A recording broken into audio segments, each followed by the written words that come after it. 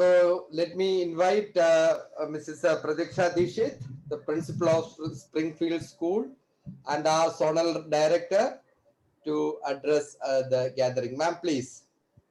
Thank you, sir. Show of soaring competence, glow of vibrating admissions. It is larger than dreams, the craziness that is rife, the creation of knowledge, the festival of learning. Good evening, namaskar, abhinandanam to everyone.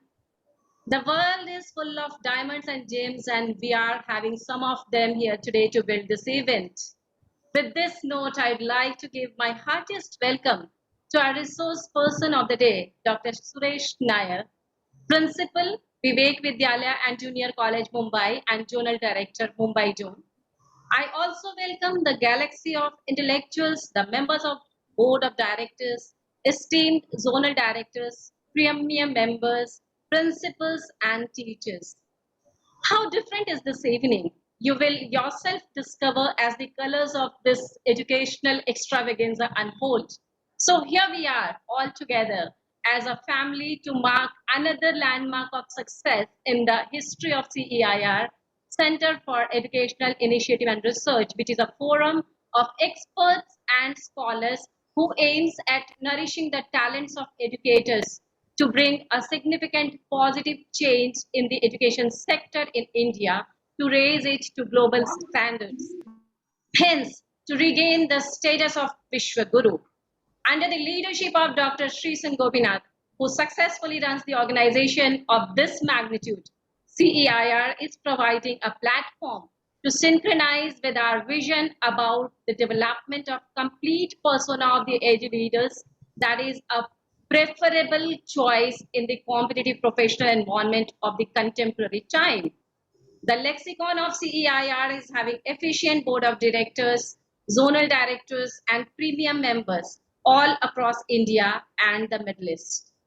Activities of CEIR in alignment with its vision and mission since 2019, CEIR has conducted 11 principals conclaves, 17 interactive sessions with CBSE officials, 65 Saturday webinars, 26 handwritings made easy workshops, and 7 career counseling sessions so far. It has its credit to organize a national level NEP quiz followed by NEP Masterclass webinar series, a unique endeavor. One of the most successful 21st century teaching strategy series, that is the ongoing NEP pedagogy series, will certainly leave a long-lasting impact in the educational milieu. Handwriting is one of the most essential skills which affects students' self-esteem, confidence level, and even his academic performance. Since the teachers are not able to work upon students' handwriting during the online classes, CIR Veda Handwriting Lab has come up with a particular solution, a well-crafted training kit with a personalized student application to help them acquire neat and legible handwriting. Schools are welcome to try it through a virtual free Campus Connect program. You may visit the website vedahandwritingkit.com/campus-connect for more details. As CEIR, all CEIR activities are supported by Veda Handwriting Labs. To have a session on action research on this day of absolute unadulterated portrayal of knowledge and wisdom, we have amidst us Dr. Suresh Nair, a man of distinct vision and a foundation of illuminating ideas, who hardly needs any introduction, as proved by the long list of awards and accolades he has received and made all of us proud by his distinguished work in numerous capacities. Dr. Suresh Nair joined Vivek Vidyalaya and Junior College as principal in the year 2006. Prior to this, he was working as a junior college teacher of physics in KC College, Churchgate, Mumbai for about 18 years. He has guided thousands of students in the subject and is instrumental in popularization of science among the school and college-going students by conducting various Olympiads. Dr. Suresh Nair is an able administrator and a perfect educationist whose visionary endeavor in the field of education paved the way to fetch him an array of accolades such as Maharashtra State Best Teacher Award from the Government of Maharashtra, Best Principal Award for 5 consecutive years from Science Olympiad Foundation, New Delhi, Inspiration Award from Brihan Brihan Mumbai Education Department, Abraham Lincoln Prerna Headmaster Puraskar from Shikshak Bharati Mumbai Division, Social Action Award for the consecutive 11 years from Indian Development Foundation Mumbai, Principal Par Excellence Award from IIHM Pune, 19th Jwala Award, Acharya Chanakya Shikshavit Samman 2020, state level Shikshak Samman from Shikshak Daily Saptahik, published all over Maharashtra. Kalpavriksha Samman 2020 from Sharp Minds. Along with this, a contributor towards education, he is the Zonal Director, CEIR Global Mumbai, Delegate Member in Education Exchange Program Australia 2013, Delegate Member in Education Exchange Program Switzerland 2014, Team Member for National Conference on Education and Society Social Sensitivity 2013, Resource Person for many seminars and trainings conducted for teachers and principals by the Department of Education, co-author of Educative Physics, a prescribed textbook of physics for students of standard 11 and 12, main convener for KP Westward Schools, about 150 schools in West Zone, core committee member in FYJC online admission process, Mumbai. His contribution towards society includes Honorary Secretary of Sri Ayappa Seva Sangathan, Kandivali, Mumbai, Vice President of Sabirimala Ayappa Seva Samiti, Konkan Prant, Executive Member of Malayalam Mission, Government of Kerala, President, Secretary, Managing Committee Member of Lokhandwala Township Malayali Association, Life Member of Ayappa Seva Sangathan Mumbai, Sri Balaji Foundation Mumbai, and the Indian Association of Physics Teachers. Having a dynamic professional experience of 32 plus years, he also initiated parental counseling and development programs, student welfare activities, career and employment guidance programs for students. His school has also been awarded for holding first and second position in 2018 and 2019 respectively in Mumbai and at state level, and number 6 and number 5 times survey report of 2018 and 2019 by giving 100% result in SSC. Excellence in Academic Oriented Activities Award at ELROC India K-12 School Summit 2019, International School Award by British Council till 2022, and conducted Talkathon 2019. So ladies and gentlemen, let me inform all to please post the questions, if any, in the chat box. It will be responded by a resource person at the end of this session. Now, I invite Dr. Suresh Nair to share his views about the action research. So the floor is all yours, sir. Dr. Suresh Nair. Thank you very much, Dr. Paticha. In fact, I have requested her to reduce my profile. I think she has not done. My request has not been considered. It was too lengthy, it shouldn't have done. Because I did not get time, that's why I did not do it. That's why I requested you. Anyway, good evening, namaste, namaskar, namaskaram, to Vande Gurum, to all the educators who are present over here. First and foremost, I would like to thank the Lord Almighty and CEIR, that is the Center for Educational Initiatives and Research, for giving me an opportunity to present this action research session in front of you. Unlike other sessions, this is a very theoretical approach session, but still I will try my level best to make you understand what is action research and what are the steps of action research, what are the benefits of action research, how the process of action research is done in the school environment, etc. In during this time of the session. I hope you all must have heard of the word research, because research is normally, maybe particularly from the this educational field, you might have heard of it. The people who are doing the research, and after doing the research, they get the degree called as the PhD, Doctor of Philosophy. Even I have got it, but I have done it. It took almost 3.5 years for me to get it. But action research is not like that. Action research will not go beyond 1 year. 1 year also, it's actually too much. That as and when the different characteristics comes, I will explain to you how and what are all the different properties or the characteristics or the steps of the action research. In fact, I will tell you the progress of any nation to a great extent depends upon the research and development. The explosion of information is due to the researches in different areas, right? But research is conducted in all disciplines. But here I am talking about the research in education. Research in education refers to a process wherein activities are conducted. Activities are conducted, you know it will be conducted generally in a school, the classroom, right? Maybe of course outside, but I am talking about the classroom activities. So I can put this in general as the school activities.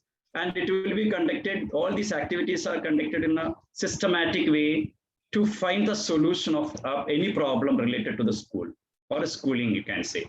Maybe anything connected to the classroom activities or in general. That's why in general I can put it as a schooling, problems related to any schooling. But any research has got its own characteristics.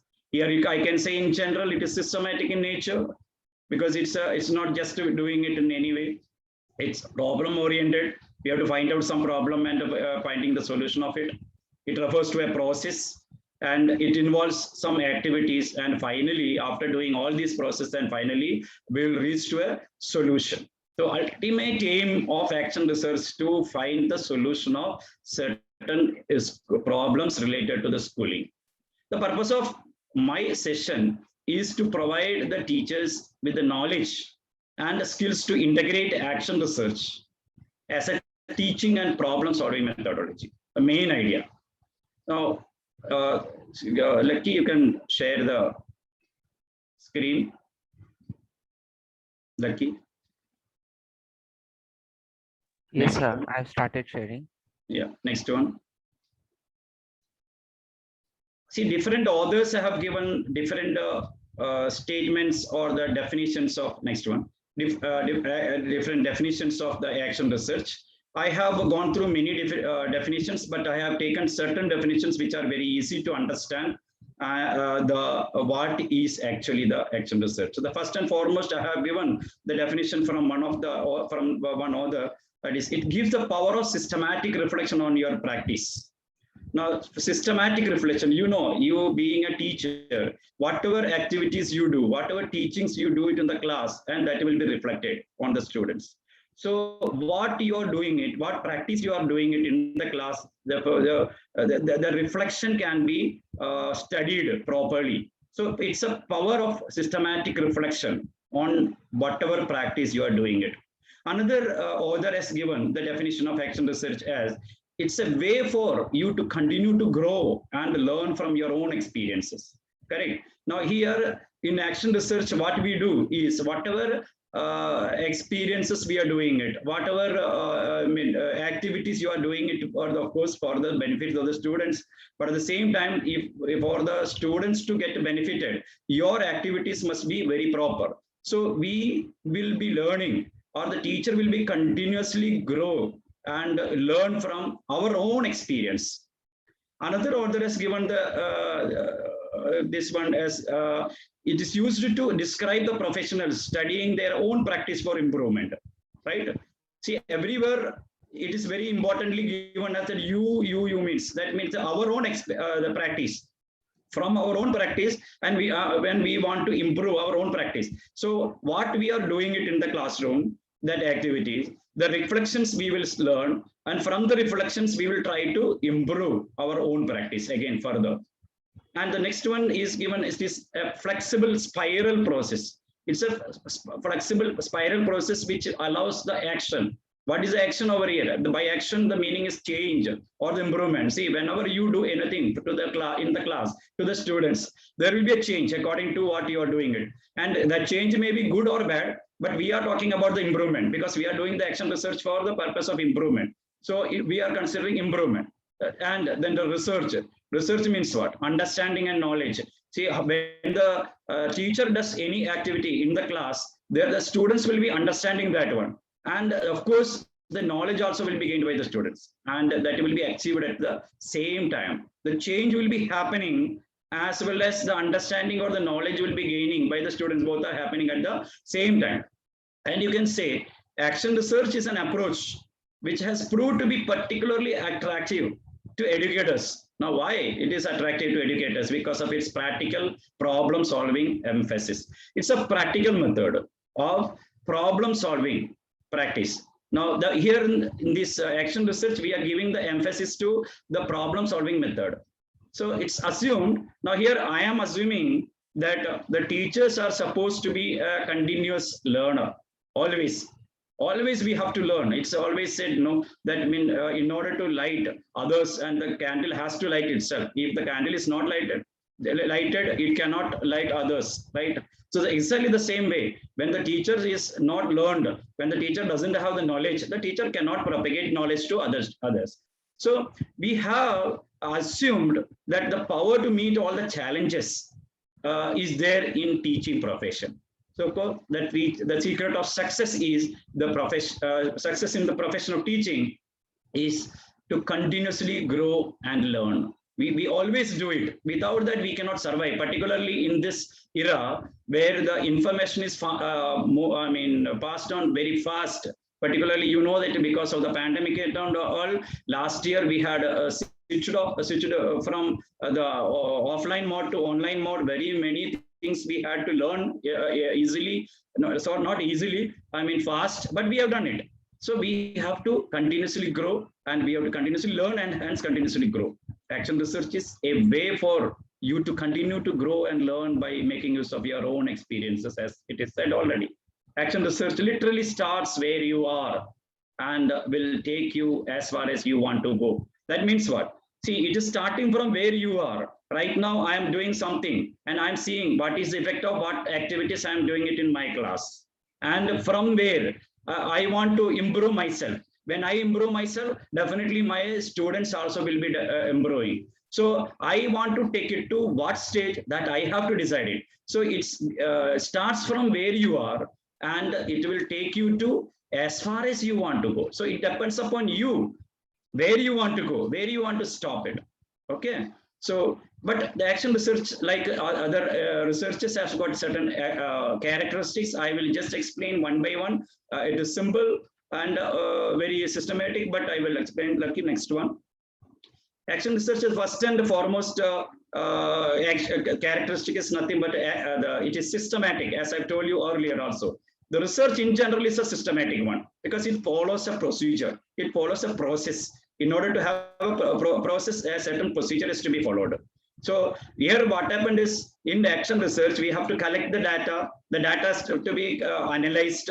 And then after the analysis of the data, it has to be presented with, of course, we have the freedom to collect the data. We have the freedom to analyze the data. And of course, the presentation also. But there is a limit that we have to create a systematic way of looking all these things.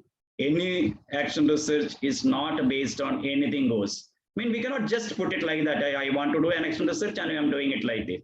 Action research is a planned, methodical observation related to one's own teaching. See, I want to improve myself. And of course, why I want to improve myself, it's not only for me, it's for the students also. Next one is action research does not start with an answer. Now, why? This is a very important characteristic. If you know the answer to a question, then why you have to do the research? Already you know the answer, what is going to come, and what this is the answer which is going to come. So you don't have to waste your time and energy and money. So always it is an assumption. It is based on an assumption that any research that is, you do not know what you are going to find out when at the time of starting. Without that, you are an unbiased observer in this case. After all, you had the answer, then definitely what would you be doing with research? Even though you think one method is the best way to teach, and it is not appropriate to do a study describing why this method is good and why that method is bad, etc. So it does not start with an answer. We have to find out the answer. Our aim is objective is to find out an answer to our problem. We don't know the answer. We are going to find it out. The third characteristic is an action research study does not have to be complicated or elaborate to be effective. What happens is many action researchers do the of creating so many things within the action research. But if you put so many materials or so much details, then what happens is you may miss or overlook the actual thing what you want to project it. So or you want to understand. So it does not have a complicated procedure. And at the same time, you don't have to be a very rigorous researcher also. But you have to keep in mind that what you are going to do, that should be done it in a proper, systematic, planned way.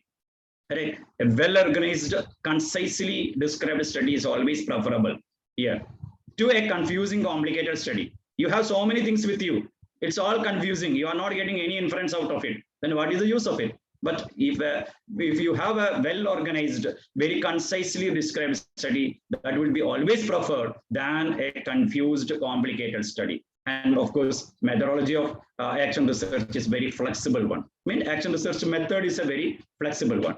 The next is you must plan your study adequately before you begin to collect data. That as a teacher, you all know that whatever activities do we do or whatever things we do, then we always plan it. So here also, we have to plan it in advance, correct? Without a plan, nothing can be done. That in normal case also, it is like that. And if you want to do a project, you have to plan that project, what I have to do and what things I have to follow and how it can be done. What are the things to be seen? All that things will be planned. Here also, we have to play the action research planning before we start collecting the data. Data collection is important in action research, but before collecting the data, we will have to plan properly. Action research projects vary in length. Now here, the action research it's not that many. It has to be done in 6 months or 3 months or 1 year, etc. The maximum period, the lengthy action research is 1 year. Otherwise, it will be vary from 3 months to 4 months. But it cannot be very short also. If it is very short, what happens is then we may miss or we will have a risk of presenting that many data properly. So it will not be done or it cannot be done in an education setting. So 3 to 6 months is the proper time, unless it is done for a specific degree. For example, see, I have done one action research for my diploma in school management, which I have done it from Yashwantrao Chavan Maharashtra Open University, YCMOU. But there also time has been given. There also I have taken only 2 to 3 months time, but it is there in the syllabus. It is there in one of the paper. We get the mark and all, and it was required for, or it was one of the criteria for getting the degree of diploma in school management. In that case, it will be different. Otherwise, it will normally, it depends upon you, but don't go for a very short period of action research. You will not be able to collect the proper data. You will not be able to properly analyze the data. Of course, then if these two are not done properly, you will not be able to give the proper report also. Observations should be regular, but they do not necessarily have to be long. Means you have to, whatever observations. Now, observation is one of the tools in action research. There are different tools in action research. As and when it comes, the process, the steps comes, I will explain you. That observation is one of the methods, but it has to be a regular observation. I mean, regularly you explain. Suppose you want to collect the data from a group of students, but you have to collect the data from the students regularly, not anytime. I have collected the data today, then after 10 days I collect some data, after 3 days I will collect the some. No, there must be a regular period of collecting the data. It must be a consistent period. It must be a pre-planned schedule. Otherwise, otherwise the collected data will not be proper. Observations are only one form of data collection, and there are other data collection forms, and I will of course definitely explain you as and when the steps come. Next is action research projects exist on a continuum from simple and informal, to detailed and very formal. See, it is starting from simple and informal. It's starting from an informal state, and it's very simple. But it is leading to a detailed one, and it will become very formal. That as and when we go, right now, see, we are in a simple state, we are in an informal state. Nothing has been said about it. So we are in an informal state.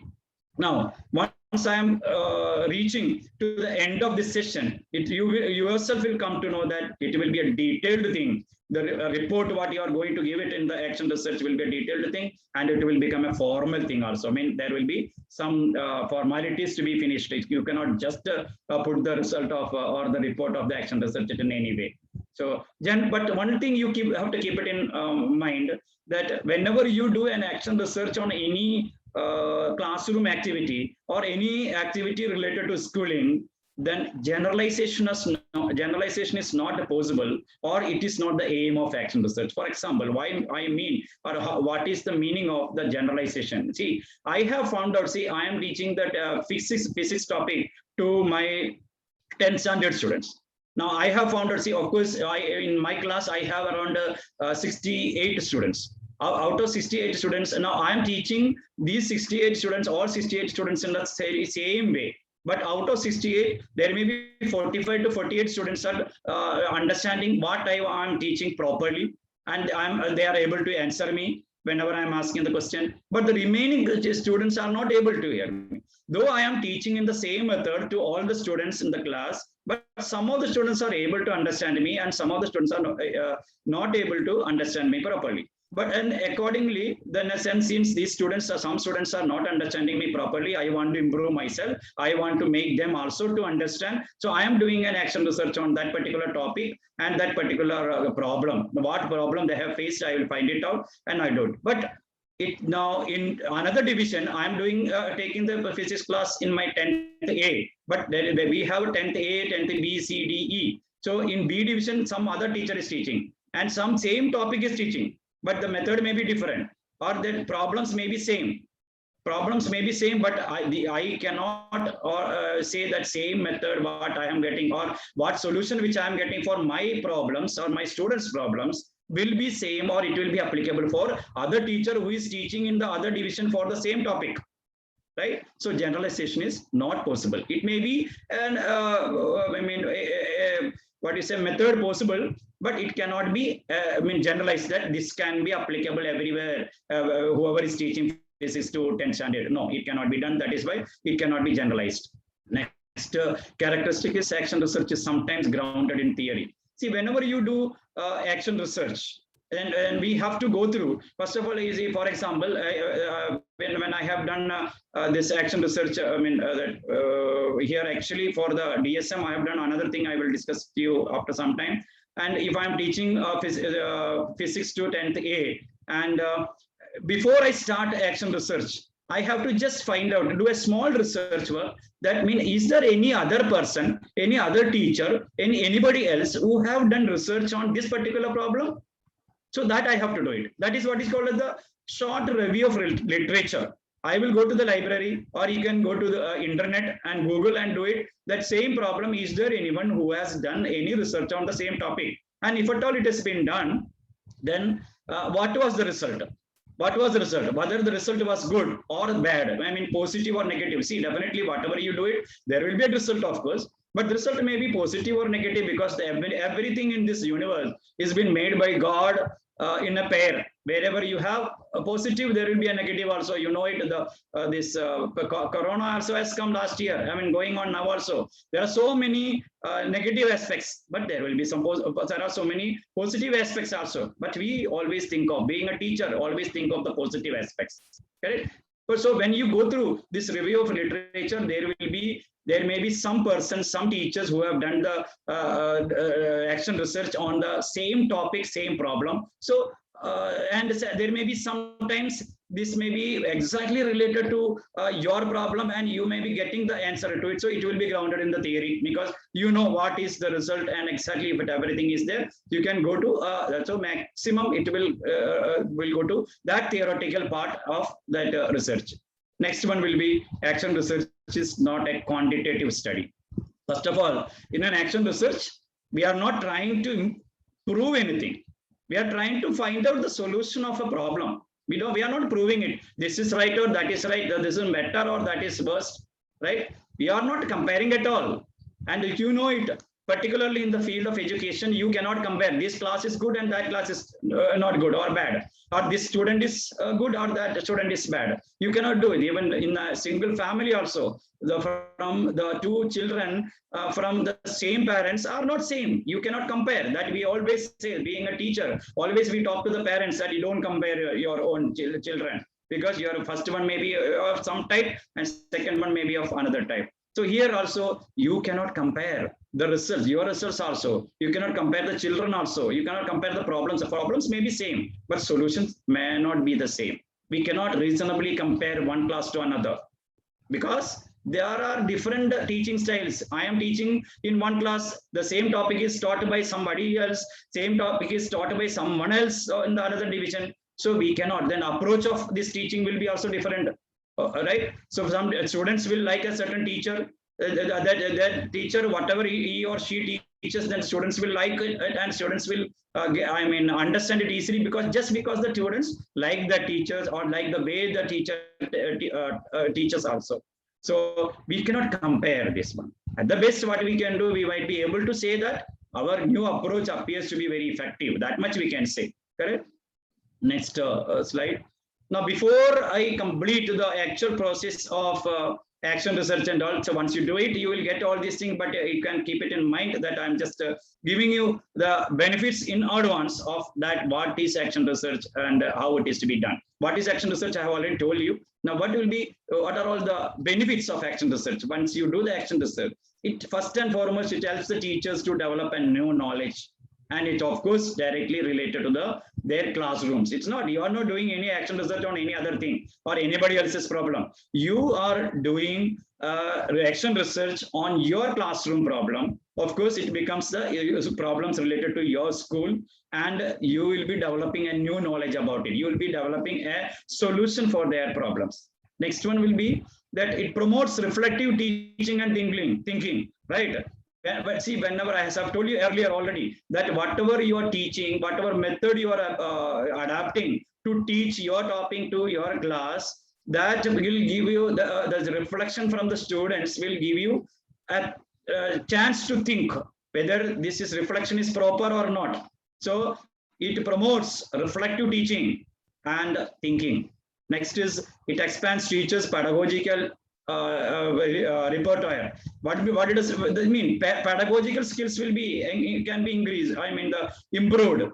That means the types of behavior that the teacher normally uses. Suppose I'm teaching a particular topic of physics or anything. See, I'm just saying physics every time because I'm a physics teacher. You take you teach mathematics or history or civics or anything, right? But you just follow a particular method of teaching. I mean, some teachers are using a specific method or particular method for teaching. Their own, it may be a characteristic. It may be a characteristic of that particular teacher. So, but we can think of how we can change that pedagogy of that particular topic or particular subject to improve the teaching learning process. When you improve the teaching process, definitely the learning process also will improve. Definitely learning outcomes also will improve, right? It puts the teachers in charge of their craft. See, because teacher himself or herself is doing it. Nobody else is doing it. See, I am finding some problems to my students, or I am finding some problems to some of the students in learning a particular topic or particular subject. But I am not giving this problem to somebody else. You find out some solution. This is the problem which I am facing in the class. No, you are finding the problem by yourself, and you are trying to find out the solution by yourself, right? So it puts the teachers in charge of their craft. It reinforces the link between practice and students' achievement. It means whatever practice you are doing it, see, whatever activities you are doing it for the benefit of the students, definitely that will come as a reflection. That will be the nothing but the students' achievement. So there will be a link between your practice and the achievement from the students. It fosters an openness towards the new ideas and learning new things, correct? Of course, you are very open to new ideas in order to find out the solution of the problem. And it gives teachers the ownership of effective practices. And if you find after doing this action research to find out the solution of that particular problem, see, action research will be doing for finding the solution of a particular problem. It will not be doing for an action research is not meant for finding the solutions of an array of problem. It will be doing only for a particular problem, correct? So it gives the ownership of that effective practices. If you find the solution is very much effective and the students' learning becomes good, the learning outcomes become improved good, then you can just take up the ownership of, you can be proud of that I have done something for my students, and of course you have improved yourself. And of course, you know that the new education policy is asking us to do 50 hours of CPD, continuous and professional development training for 1 year. So if we provide the teachers time and incentive to engage in some action research projects, then if we give a platform to present their findings, and of course after doing it, we have to, this part will be actually what I'm going to say is for the principals. See, we have to, as a principal, I think there may be some principals in this group. As a principal, it is our duty to make the teachers also to improve. In order to make them improve, we have to give them some platform. We have to give them some incentive, correct? So provide them time, provide them some incentive, and make them, tell them to, or ask them to do some action research on the problem what they are facing. You don't give the problem, because the teachers themselves will find out the problem. I'm sure 100% that definitely any teacher who goes to the class, definitely she or he will be facing one or the other problem. So let the teacher find out the problems, what he is finding in the classroom, and let them find out, let her or him find out the solution of it, so that it will be enhancing the professional growth and development of the teacher. Now, when the professional growth and development occurs for a teacher, what that will be in turn moves the field of education forward. No, what is our aim? Our aim is even CER's aims and objectives. One of the main objectives of CEIR is to the teacher development. I mean the education, making education forward. That is our aim. So this action research is one of the methods of the teacher to develop himself or herself, and it increases a sense of professionalism. Right? I am a professional in this field. I'm anything. Anybody can teach. anybody can teach, but anybody cannot be a professional teacher. Teaching, of course, is a profession, but professionalism has to be, put into it. So that can be done by doing the action research, and the teachers can be become agents of change also. Whatever change is occurring, it is because of the teacher who has done the action research and because of the results which has been found out from the action research. Now, till now, I have said what is action research and what are the characteristics of action research and what are the benefits of action research. Now, let us do, for the better understanding, I have divided this session into 4 modules, which will give you a very good understanding of action research. Next slide. I have made this action research into 4 modules. First one is understanding action research. Second is steps of action research, and third is this process of action research. And finally, of course, after doing all these things, whatever result you get, it has to be a report writing. Correct? Action research is mainly concerned about the finding of the solutions of the problems related to different aspects of schooling. And in order to find the the solutions of the problems related to schooling or to improve the own teaching, teacher himself or herself is identifying the problem and finding the solution as per his or her own capability and own competency. How far the result is coming depends upon how capable or how competent the teacher is. Action research is done by the teacher who is part of the problem. I have told you already. Action research is not done by somebody else. I have a problem. I am facing this problem in my class, and so you find out the solution. I am not giving my problem to some other teacher to do some research. No, action research is being done by the teacher himself or herself, who is part of the problem. And if the teacher is not part of the problem, then that person cannot do the action research. It's observed, perhaps everybody knows that same teacher is teaching the same topic to the whole class, but the students are not following the same way. That's not depend. It's not depend upon the teacher, or it's not only because of the teacher. It may be one of the reasons, maybe the teacher. Otherwise, it depends upon many other factors also. It may depends upon the caliber of the students. It depends upon the culture from they are coming. Not the culture, actually the standard status of where they are coming. Right? Some people you can find out in language classes, though the teacher pronounced the language properly, but all the students are not able to pronounce it properly. But you cannot blame the teacher for it, because some students are coming from their house or home with the same type. See, whatever the way the things or words are pronounced at home by their parents, the same thing will be caught by the children. So same way the students will be talking, pronouncing in the class, right? In action research, we give the emphasis on getting the solution of the problem, as I have already given in one of the definitions or the statement of the action research. Let us just see first and foremost thing, while understanding what is action research, we have to just refer to the process where the activities have to be carried out. Right? Let us just take 2 examples. Now, for example, I'm just considering a mathematics teacher. When a mathematics teacher teaching mathematics to middle class students, a teacher is finding some students are not able to solve certain problems, which she has solved in the class. She has explained in the class very nicely, very properly, in detail.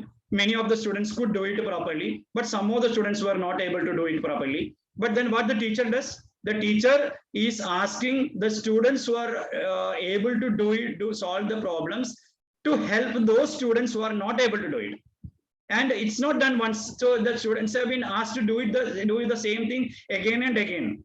So then what happens? Because of the continuous effort of those students, or helping of those students who are able to solve the problems, to helping to the students who are not able to solve the problems, those students also will pick up how it can be solved and all, and they are also coming up to solve the problems. This is what is called the cooperative learning. We can sometimes call it as the peer teaching also, right? The same way, Hindi teacher or English teacher or Marathi teacher or any other language teacher, if they are, the teacher is taking the lesson in a particular way, teacher is pronouncing it properly. Many of the students are pronouncing it properly. but some few students are not able to pronounce properly. But teacher, as a method of cooperative learning, teacher is asking the students who are able to pronounce properly to help those students who are not able to pronounce it properly continuously. So after, if they do it 10 times, 15 times correctly, this is the correct spelling or pronunciation, this is the correct pronunciation, of course those students also will pick up and they will also improve, and the whole class will be able to pronounce the language properly. So the cooperative learning was supposed to be useful by the Hindi teacher. So this is what I am saying, that we can find out the problems from the class itself. It is very easy, and every teacher finds it very easily in the classroom. Action research is a recursive process. Cursive writing, everybody must have done it in the beginning, and nowadays also it is done cursive process. This is a recursive process. Cursive means it's not straight. Cursive, it is slanted. Right, recursive, again and again, recursive. What happens is that teacher finds a solution, the problem in the class, and in order to find the solution of the problem, the teacher just do some planning. Let us do that planning. Next slide, Lucky. Teacher do some plan, and as per the plan, the teacher observe certain things, whatever action is being done. Then see, first planning, and according to the plan some action is to be done, and after doing the action some observation will be there, because when you do any activity, action is nothing but the activity, the process, the treatment, what is to be done. When we get a fever, we go to the doctor treats us. Same way, we have a problem to the students, so we find out some planning, that something has to be done, and so as per the plan we do some activity, the process, and as per the action we get some observation, that is nothing but the reflection. So from the reflections we will come to know whether the plan or the action is being achieved or not. If it is not achieved, again you, next slide, again you plan it, that is a plan 2. Then again you improved plan, it is called. As per this plan, again you do the action, act 2. Again, because of this action you observe, and you will get a reflection. Well, if you are satisfied with the reflection, you can stop it over there. If you are not satisfied with the reflection, again you plan it, plan 3. As per this plan, you do some activities, and when you do these activities, you can observe what is going on, what is happening in the class, and with this observation, you will be getting the reflection on this. So this is further going. It's not where it is not reaching that plan 3. It may be plan 4, plan 5, depends upon the solution, depends upon the observation, depends upon the reflection what you get. But you can see that it is a recursive process. It is not a straight line process. So this is actually used for the teacher empowerment. The next step, next one. The next it will be steps and process of action research. That's what I am combining these two here. This is the main part of action research, which you should understand it very clearly. First and foremost is the identification of problem and objectives. Second is the formulation of hypothesis. Third is the method of research. Next is data collection, and fifth one I put as data analysis and findings. I put it in a very concise way because there is just a very lengthy process, but I have made it a very short. Later on, if you have not understood, I can give you this PowerPoint presentation, as well as I have made a note. Whoever is interested, those teachers who are interested in going for action research, I am ready to give you prepared by compiled notes by me. You can give that also. So first and foremost step, I will take it as identification of the problems and objectives. Now, you can use your chat box to give me some problem which you faced in the classroom. There may be so many problems. Before I say some of the problems, you can give me some of the problems. Chat box can be used. I won't be able to use the interactive method. Of course, I like it, but the thing is that this is the only theoretical part. But here I can ask you, cheating while doing homework, yes, right? We said problem, children disconnecting when questions are asked, no support from parents. So children are disconnecting because of online, that's correct. No homework is done, correct. There may be so many other problems also, because see, I know being a teacher, you will adolescence and disinterest in studies, definitely. discipline problem, mobile addiction. Yes. In the offline school, earlier you might have noticed one of the problems as students may be coming late to school. Whatever fine you keep it, whatever punishment you give it, participation, attendance is a big problem. That's correct. Even before also it was, and even online education now it is, attendance is a big problem. That's right. Lack of regular practice in mathematics, lethargic when giving permits, right? Lack of interest in learning, correct?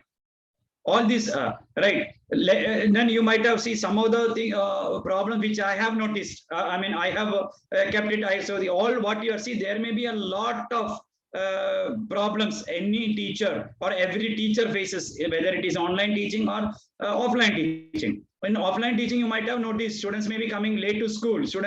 Some of the students may be stealing some small things. Students indiscipline, that you have already said. Students not interested in some subjects, that also somebody said. No internet connection, concentration. Students not attentive in the class, even if you are teaching in the class. But all the students may not be attentive. Students' academic achievement may not be same. Students' failure in mathematics, that particularly I'm taking that one. Students in English, languages, punctuation marks while writing, punctuation marks mistakes. So like that, there may be so many problems you will find it.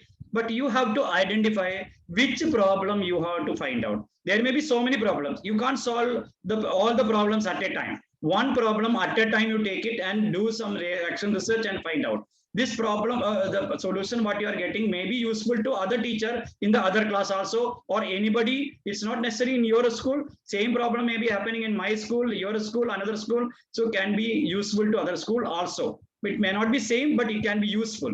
So you find out the solution of particular problem one. So first and foremost thing in action research is identification of the problem. Next slide.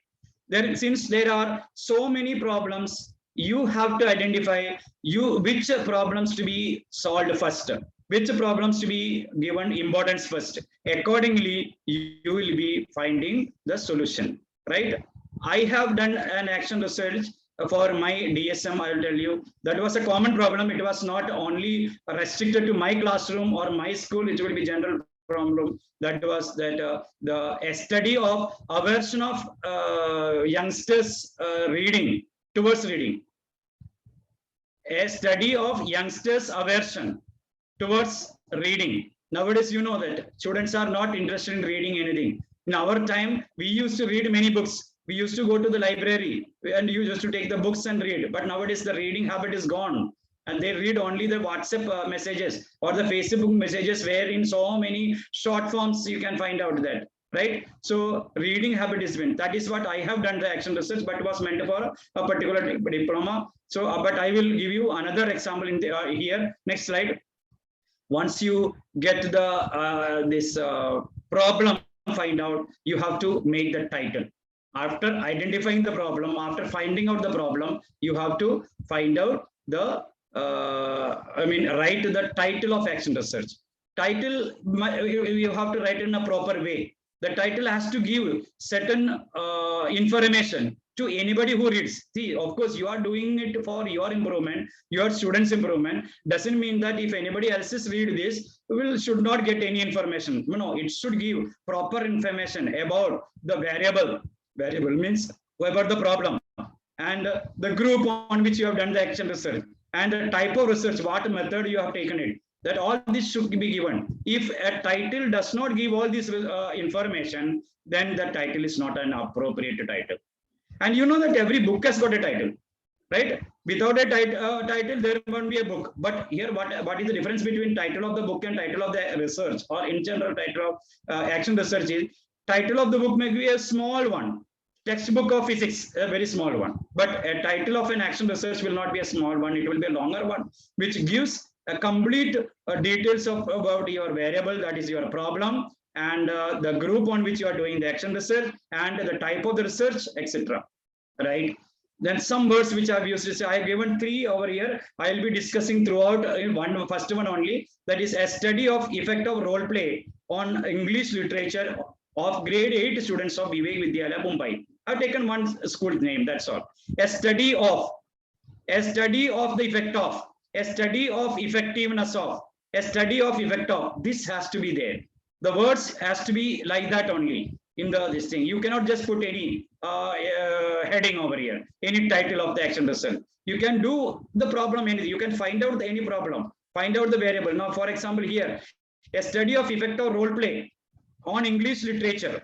Role play is a variable. English literature is also variable over here. One is dependent variable and independent variable. I will explain it. And of what are the group? What is the group on which I am doing it? It is for grade 8 students. And from where they are from Vivek Vidyalaya, Mumbai. So if I explain it, the other one you can get it from here. A study of effectiveness of learning by doing. Learning by doing is nothing but the practicals in science, on achievement of science of grade 6 students of Achievers Academy, Tamil Nadu. Like that, you have to frame the title like that. A study of effect of something. A study of effectiveness of something, like that only. Next slide. We have to analyze this. See here, as I have told you, that the what do you call the statement or the title, the study of effect of role play on English literature of grade 8 students. Now you can just show the earlier one title, Lucky, the earlier one. So this from this the title, a study of effect of role play on English literature, it's very clear that role play, effect of role play on English literature to be studied. This is very clear. You don't have to, if anybody who reads this title, it's very clear. You want to study the effect of role play on English literature. And so the English literature is dependent variable over here, and role play is the independent variable, right? I mean, in general, the problem is this role play of this English literature. The group on which this research is to be conducted is grade 8 students. Definitely they are from Vivek Vidyalaya. So the teacher is using role play in the classroom so as to see whether the students are able to develop a skill which can be understanding the English literature very well by the method of role play. By the method of role play. That is what is the meaning, and it's very clear from the the title. Once you get the title, we have to formulate the objective. Next slide. Objective. Objective is nothing but the aim. Now, objective, some cases it may be objective, some cases it may be objectives. Objective means it may be, it's not necessary that you have to have, for one problem, you cannot, you don't have to have a single objective, single aim. It may be 2 also, 3 also. Now, in this one, what to compare mean scores of achievement in English literature of students before and after teaching with the help of role play. That will be the objective. Now, we have taken the title as, what was the title? To study the effect of role play on English literature of on students of standard, grade 8 of Vivek Vidyalaya, correct? So here objective will be based on that title to compare the mean scores of achievement in English literature of students before and after teaching with the help of role play. The teacher is finding the problem with the students that they are not understanding the English literature properly. Some of the students are understanding, some are not. So they want, she or he wants to do action research to find out the solution of it. Correct? So she will be doing an achievement, some test before and after doing this role play. She is finding that role play is one of the tools of the action research. Correct? So when role play is being done, she wants to find out whether role play can be one of the methods to develop or to increase the learning of the students. Correct? So this will be the main objective. Now, while doing this, automatically, see, I can put it as some of the objectives also. I can put it another one to learn the proper pronunciation of many words in English. Right? Of course, see, when we do role play, automatically many students will learn the this pronunciation also, vocabulary also increases, grammar also increases. All this will be sub-objectives. So main objective will be what is the comparison between the achievement in English literature of students before and after the implementing the role play. The objective must be worded pinpointedly. That is why I'm writing to compare mean scores of achievement. Correct? Right? Then the researcher will get the teacher will get a direction of it. After reading the objective, the teacher or the researcher will be deciding what sampling technique can be used for doing this action research. The objectives will include the variables also, because role play is included over here. And of course, you should remember the quality of action research depends on the wording of objectives, right? What you are going to do, that will be, or what you are going to get, that result, the quality, what you are going to get, the result will be depending upon the objective. So it has to be formulated properly.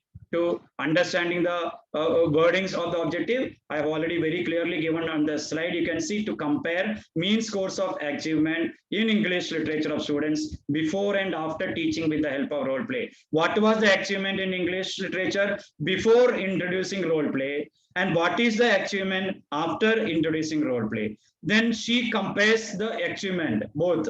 Then she can find out and she can analyze whether there is any improvement or not. Next slide. Now, after doing this, finding the objective, next will be the hypothesis, formulation of hypothesis. Hypothesis is nothing but tentative solution of the problem. Or you can say that it is the intelligent guess of what solution of the problem is. Right? You are just guessing, just imagining that what can be the answer to the or solution to your problem. So you can just consider it is a tentative solution. Now, in order to find out the tentative solution, of course, you are guessing it definitely, but we have to have a base on it. Unless you have a base, without any basis, without any base, you can't just predict an hypothesis, right? So without base, nobody can do this formulation of hypothesis. Formulation of hypothesis, that basis is generally based on review of related literature.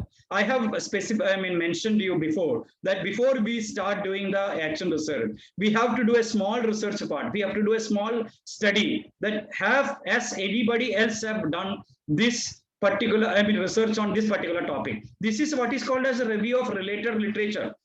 Related to this particular problem, is there anyone who has done any research on this? And if it is done, then what is the result? Whether it is positive or negative, that is a different issue. What is the result? So from this literature, related literature, when you do this review of related literature, that will become the base of formulation of the hypothesis. From there, you can tentatively give a solution to our problem, whatever problem you have taken it. So depends upon this related literature, that is the basis. You can put to the hypothesis. You can make the hypothesis in two forms. One form is called as null hypothesis, other is called as the directional hypothesis. Now, what is the meaning of null hypothesis? Suppose if you, after doing the study, see, I have found out, just found out a problem that the students are not able to understand English literature properly. Right? Accordingly, I have stated the title. Accordingly, I have made an objective. Now I have to just find out, make a hypothesis. Now I have to have a basis of this formulation of this tentative solution. So I have to have a basis. So I just find out, is there anybody who has done it? Now, if I find out that nobody has done any research on this particular topic, then I can directly put the hypothesis in null form. Null means zero, nothing is there. Nobody has found, done any research on this particular topic. So that hypothesis is called as null hypothesis. There's one more case possible in null, means somebody has done this, but somebody has done the same, action research on the same topic, but the result is not proper. The result is, not giving any direction to this thing. It can be given, positive, this is not there. So maybe negative, or it is not clear at all. What is the result of this? Whether it is giving a good result or positive result. In that case, voice is coming. I hope now the voice will be clear. So in that case, also we will say that null hypothesis. And null hypothesis is nothing but a directional form. We get a direction.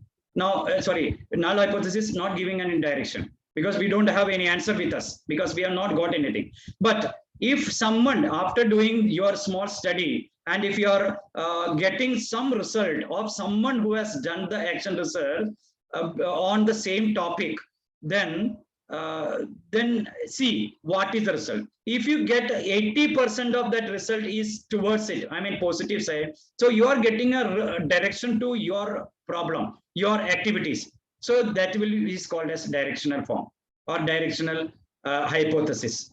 So if it is not giving any direction properly, then we can just say put it as again null form. When you put the direction as null form, then it will be just we have to put it in the present tense only, and we have to use certain word over here. We have to use a significant word. The word significant has to be there in the hypothesis.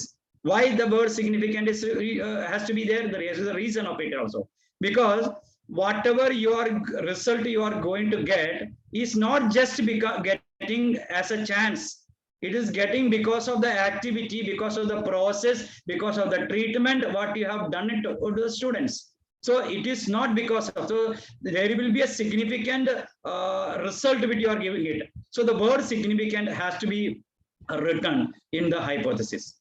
So when you formulate the hypothesis, there are two types of hypothesis: null hypothesis or directional hypothesis. Null hypothesis is nothing but the basis. Now basis, without any basis, you can't give any intelligent guess of the answer of the problem, or just a tentative solution of the problem. Basis is nothing but a review of related literature. That is nothing but doing a small survey, doing a small search of anybody who has done any research on this particular topic, and nobody's done it, it will go to null hypothesis. If somebody's done it and not giving any direction, any answer to it, then it will be directional hypothesis. How you can validate? Somebody's asked how you can validate, because see, when you read the answer, when you read the result or the report of the action research done by somebody else, you will get a clear-cut idea. This was the problem, and the person who has done the research has got a clear-cut solution for it. So you are getting a good direction. Yeah, this is the method which can be used for it, and there is a drastic change, drastic improvement of the problem, and the solution is being done. So that is what is giving the direction. So you can write as directional hypothesis. If you don't get, then you can see, then if you are getting a directional hypothesis, you can say there will be significant change in the mean scores of students in learning this English literature before and after. But if there is no significant, then you have to write as there is no significant difference. Next one. There is no significant difference in mean scores of achievement in English literature of students before and after teaching with the help of role play. So this is an important fact. Once the first mean will be title. After the title, we have to find out the objective based on the title. Objective must be very clear, pinpointed. After making the objective, we have to formulate the hypothesis. Hypotheses are two types. Now, hypothesis have to be done with used with a significant word. The reason I have told you, whatever change you are getting it from the students are because of what you are doing it for the students. So it is not coming as per the chance. Next will be the next part will be methodology or method of research. In this, actually, we have to discuss sample, tool, experimental design, procedure of data collection and data analysis. But I will discuss here as a separately sample, tools, and experimental design.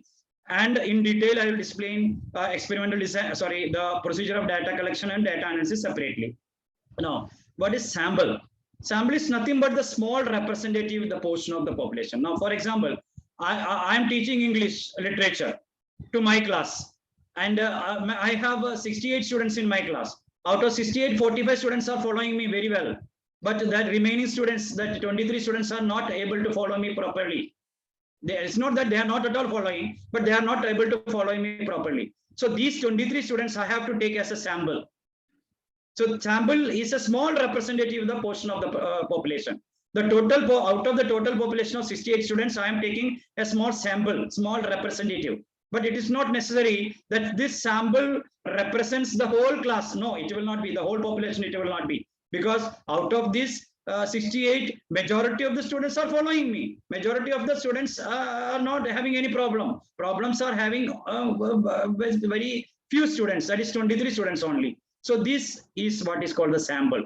So sample is nothing but small representative of the portion of the population. Now in action research, we do purposive sampling, and it is appropriate. I'll explain to you why we call it as purposive sampling. Purposive sampling means, see, I am finding the problem of English literature, in understanding English literature in my class. So I am doing action research, but I am doing it only for these 28 to 23 students. So I am taking it purposely, these students. And whatever I do, whatever action I do, whatever process I do, whatever treatment I give, treatment, I'm not talking in that way, that sense as a doctor does the treatment. The treatment means that whatever activity I do it in my action research for the improvement of these students' problem, I do some action. So I'm doing it purposely for this particular sample, particular group of people, particular representation of the portion of the population. So it is a purposive sampling.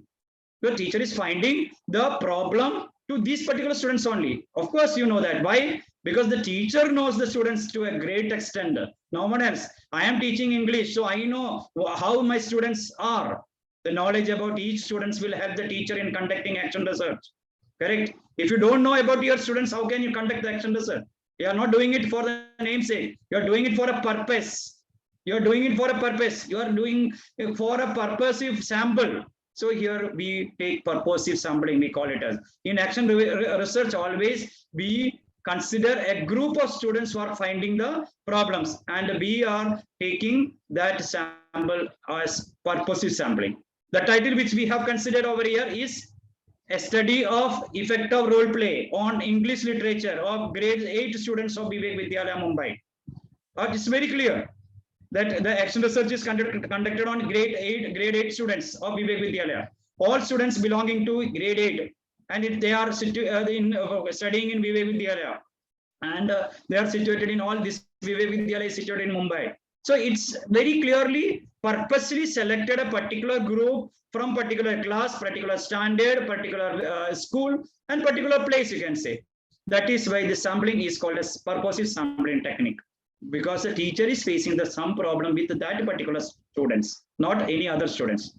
So it's very clear that for conducting action research, the most appropriate sampling technique is purposive sampling. It's important to know the characteristics of, the behavior of all the students in the group, all the members of the group taken up for the action research by the teacher.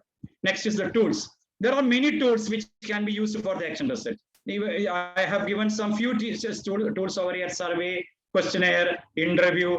Here we have explained another one. Role play is another tool, right? Any method can be used, right? But all these methods, mainly in the action research, it will be an unstandardized method. Why? Because see, in order to do the action research, the teacher who is just forming an activity, it is not a standardized activity. Now, for example, the teacher is making role play is the process. The tool. Teacher is selecting the role play as a tool in this particular case. But whatever is there is no such a particular procedure that role play has to be done like this only. It has to be. It has to have this much characters. It has to be done with this much people only. There is no such rule. The teacher himself or herself is just devising, just designing. I am doing a the role play method to improve my students' learning. So the pedagogy is changing over there. So in order to improve the learning of the students, the teacher is designing the method, the process, or the treatment. So it cannot be a standardized one. It is always called as unstandardized one. Every teacher or each teacher is administering a test in her class or her class.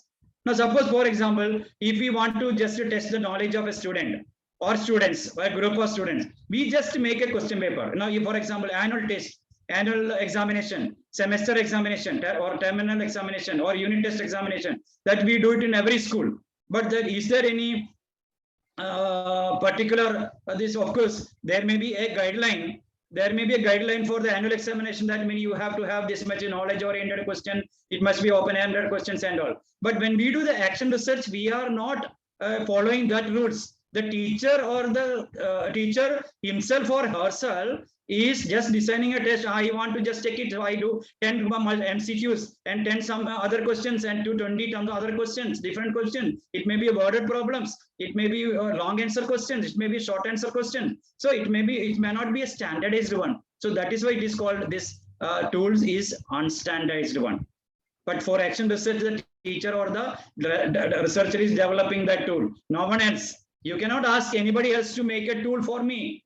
I'm doing action research. I have to make it. What method I have to do, I have to decide. So I have to make the test. I have to make the question paper. So when I do it before and after role play. So when I have to test the students' knowledge about what he or she, what the group of students have understood this English literature. So I am designing some test. And after that, I am designing the same test again for the students to know whether the students have improved or not.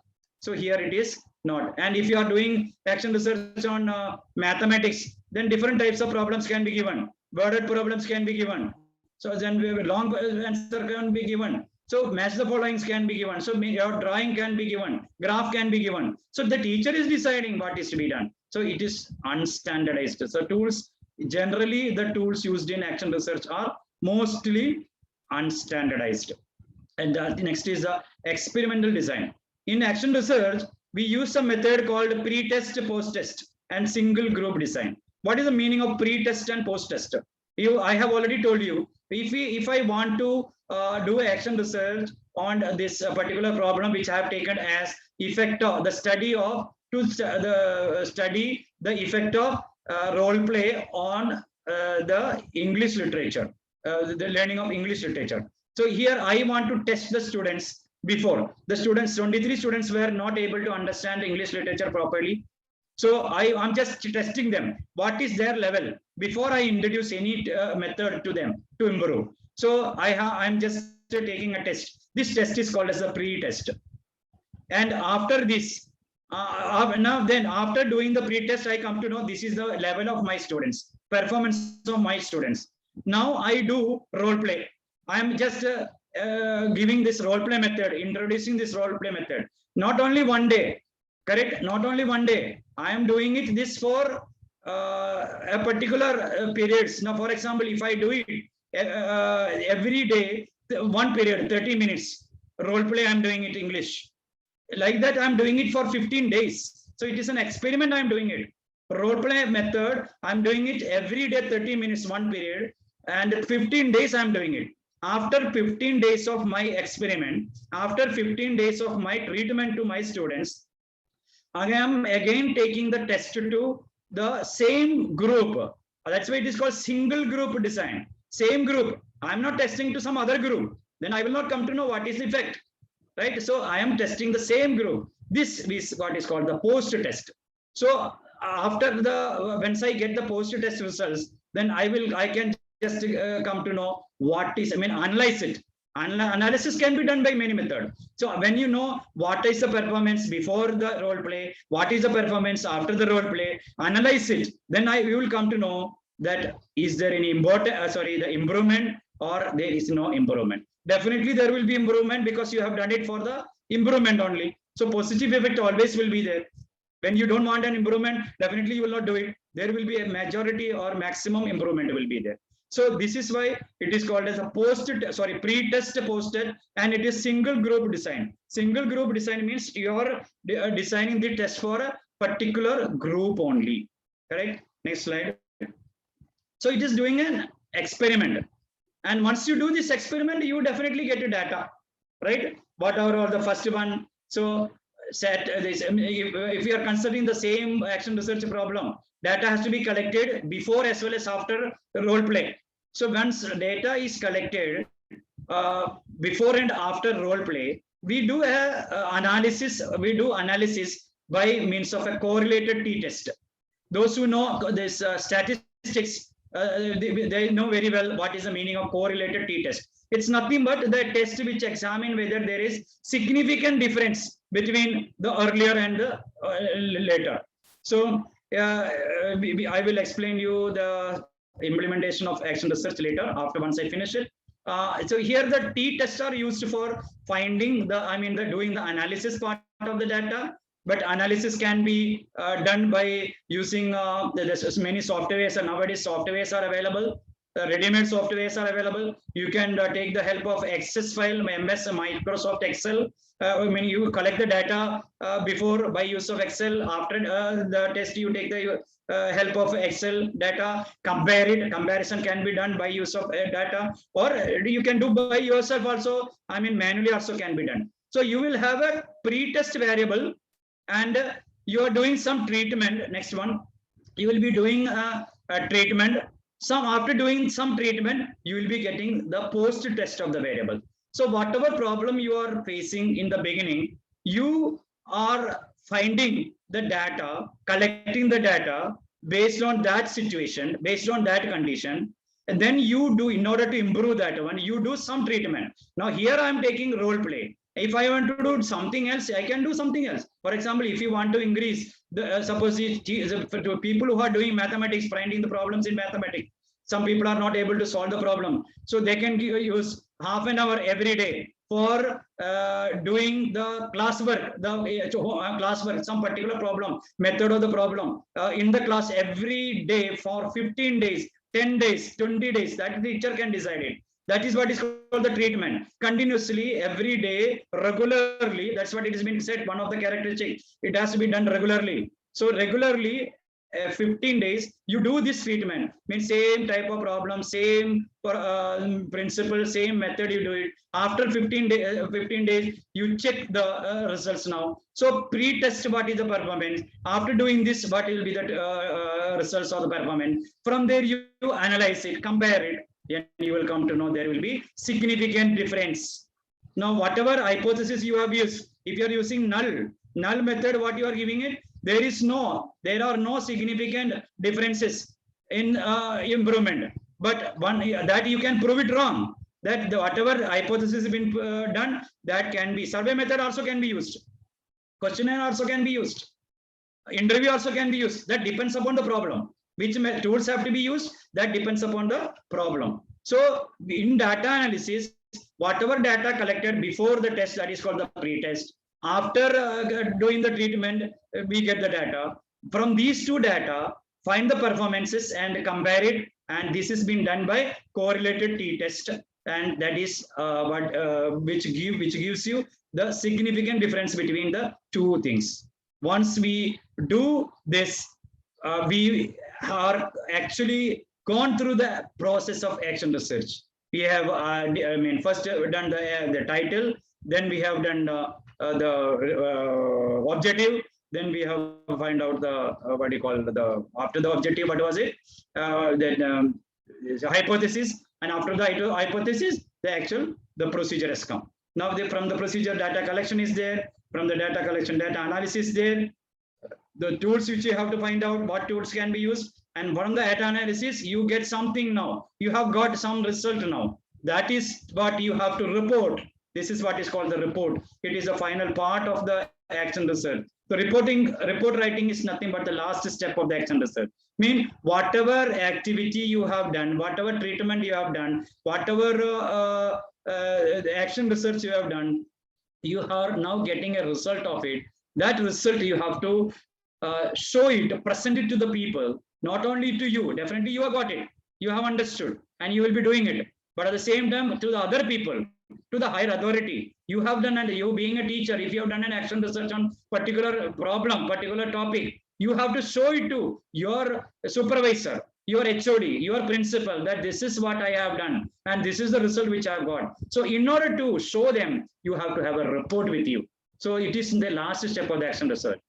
What is the purpose of report? It is nothing but to clarify the process of research. What method has been done? And the person who is interested in action research can understand very well. Suppose somebody else, now someone else is reading, our same teacher is doing, same subject teacher is doing, same research in her class. So she or he will come to know what can be done, how it can be done, what is the method, what may be the basis, etc. can be done. So the report will give all these things. So report will be giving a clear-cut idea what has been done. Report should be very much purposeful. Next slide. It can appropriate words and these are very simple and self-explanatory. I'm just reading it. We can just do it very fast. It has to be a purposeful one because your purpose is to show what I have done it and what I've got it. Use appropriate words and simple sentences. Correct? For the first time when you are using certain this what do you call the abbreviations, you have to write it fully. For example, if you want to use emotional quotient anywhere, because being education, we may use the word emotional quotient, but you can't use EQ, though you may be knowing, but there is a way over here. Procedure is there. You have to first write emotional quotient. In bracket, you write EQ. Then henceforth, whenever you are using emotional quotient, you can write EQ. Or when you want to use University Grants Commission, you write first time when you are using it, University Grants Commission in bracket UGC. Next time onwards, whenever you are referring UGC, you can write UGC, it is clear. So anytime you can use that one. Report should be written in the past tense. The present tense should be used in explaining the concept, the information given in the table, etc. In place of personalized words such as I, you, we, etc. should not be used. Then what has to be? See, you cannot use the personalized word like I have done, I have used, I got, or you got, we got. Instead, you have to always use the teacher, the researcher, the investigator, the experimenter, and in place of he, they, participants, right? You should be used that type of words, right? You can use that type of words. Report writing now. Report writing, next slide. Report writing, see these things you should keep it in mind. Next slide, Lucky. Report writing, again, there are so many things which you have to keep it in mind. First and foremost thing that report should not be, should not have incorrect spelling. Your report has to be very, very correct. Grammatically very correct. There should not be any grammatical errors. Under each caption, appropriate content should be included. Presentation should be very, very precise. Each table, there may be some table of content. Sorry, there may be some table. So if there are more tables, you should give proper headings. And the number of the tables should be given. Table number 1, table number 2, etc. The results should be expressed up to 2 decimals. Suppose if wherever you are using some the numbers, then it can be 2.32. You cannot use 2.32345 like that. It has to be approximate to 2 decimals only. You have to round it off to 2 decimals. These are the procedures followed by the action researchers. Data or information not being used in the statistical analysis should not be given. You cannot use any other thing. You cannot use it. See, that's what one of the characteristics has been given. Though you have so many freedom to collect the data, to analyze the data and all, but data or information not being used in the statistical analysis cannot be used.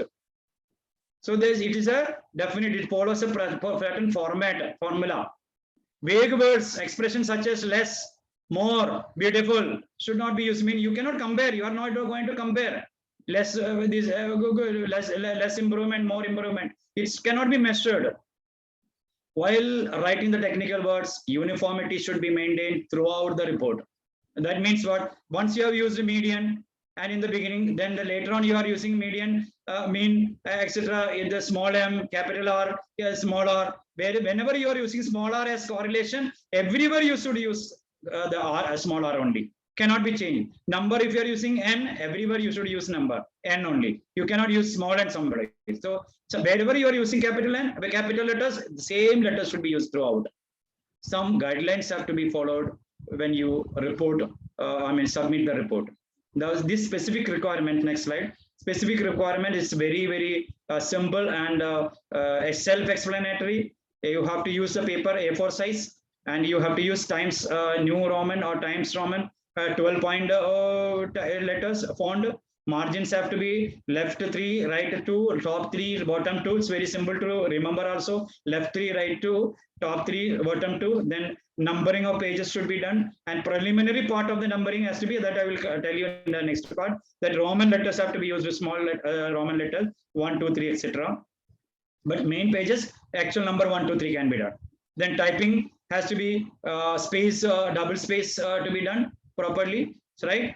So this is very important guidelines which you have to remember. Next slide.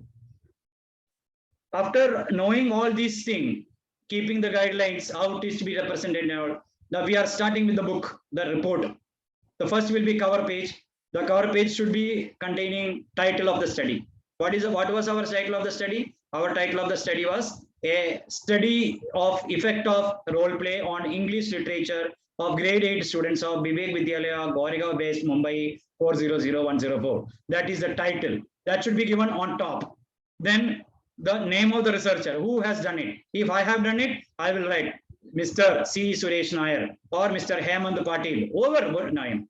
Next down, you should give the session. That means the year 2021, 2019, 2020, whatever. Then next will be the school or the institution from where it is being done. So next slide. So that is the name of the school which I have to do. So this is exactly what I have done it as per the problem which I have taken it. The top I have given. This is the way we have to give the cover page when we do an action research for finding the solution of a particular problem. Now, but when you are doing the action research for the part of a course where you are going to get a degree. For example, I have already told you, I have done action research for getting a degree which is called diploma in school management. That you can, to do it in a different way. The next slide, I can show you the first page of the cover page of my this one. I have done this particular heading will be a study of youngsters' aversion towards reading, and it is presented to Yashwantrao Chavan Maharashtra Open University through Gokhale Education Society's College of Education and Action Research for the award of diploma in school management program under the guidance of, normally research will be done by a guide, research guide we call. Even action research also will be done by a person who knows these details. Otherwise, he cannot be a guide. So guide's name also should be done. Even in the actual research also, PhD research also, a guide will be there. It took 3.5 years for me to do my PhD research. So there was a guide for me to give me the guidance to each and every step. And once I finished my all the results and all the things, each and every step I give the results to my guide. He checks all these things and he corrects, and even tells me to correct it. Otherwise, go ahead, he will give. Once he gives me the go ahead, I can go to the next step. Like the next step, like that I have done it. The next will be the person who has done it. Here I've done it, the Dr. C. Suresh Nair. If you want to put your qualification, you do it, and there is a PRN number. Then I have done this is Principal Vivek Vidyalaya Junior College and all the things. Next slide. See, report writing has got three parts. It is nothing but preliminary part, main part, and supplementary part. I have divided this report writing into 3 parts. So the first part which I have shown is the cover page, that is on the cover. Normally, when you want to submit the action report, the book, the first report for the correction to your immediate supervisor or vice principal or the principal or the HOD or the guide, first you will give it in a spiral binding one. And once he corrects and all the things, everything is right. And final one, we have to go for a binding one. There, then the black binding is to be done, and golden embossing is to be done. That is what has been shown here. So this year I have shown the inside part. What are the contents? That will be divided into 3 parts: preliminary part, main part, supplementary part. Next one. Preliminary part has got 5 sections: preface, certificate, declaration, acknowledgement, table of contents. It's a very simple, which is a very self-explanatory. Still, I just go through very fast. That the first part is first of all, I have already told you that this preliminary part you have to put under the page number has to be the Roman letters, small 1, small 2, small 3, like that, not the main 1, 2, 3. Correct? First is the preface. You have to give a basis by which you started this research. How you started this research? What was your expectations of this research? What was the experience in practice? In short, maximum 1 page can be given as a preface. Just when anybody reads the preface of your action report, you will be, that person will be very clear about what has been done. So what was your basis, what you have got, I will got, what are your expectation, and then what practice you have got.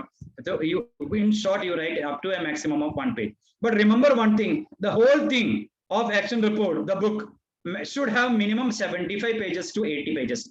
Maximum, not more than that. But in our general PhD research one, we'll have maybe 500 pages or 1000 pages or 600 pages, depends upon your research topic. But here 75 to 80 pages, not more than that. That is why it's a small research. You can just, it's just a synopsis, small one, let's say skeleton of the bigger research. If anybody wants to do a actual research PhD, you can start doing action researches 1 or 2 topic and find out the method of doing it. This is more or less the same method they also follow. Next page is the certificate page. This page gives the authenticity of your work done by the head of the institution or supervisor of the institution. I mean, there it can be given very clearly that this is to certify that so and so Mr. Suresh Nair has done this action research on so and so topic in my institute and all that thing. It gives you an authenticity. If anybody else is reading this report, he or she will come to know that it is an authentic report, correct report. It's been done by the person himself only. Then next is a declaration. Here you declare that I certify that the whole work of this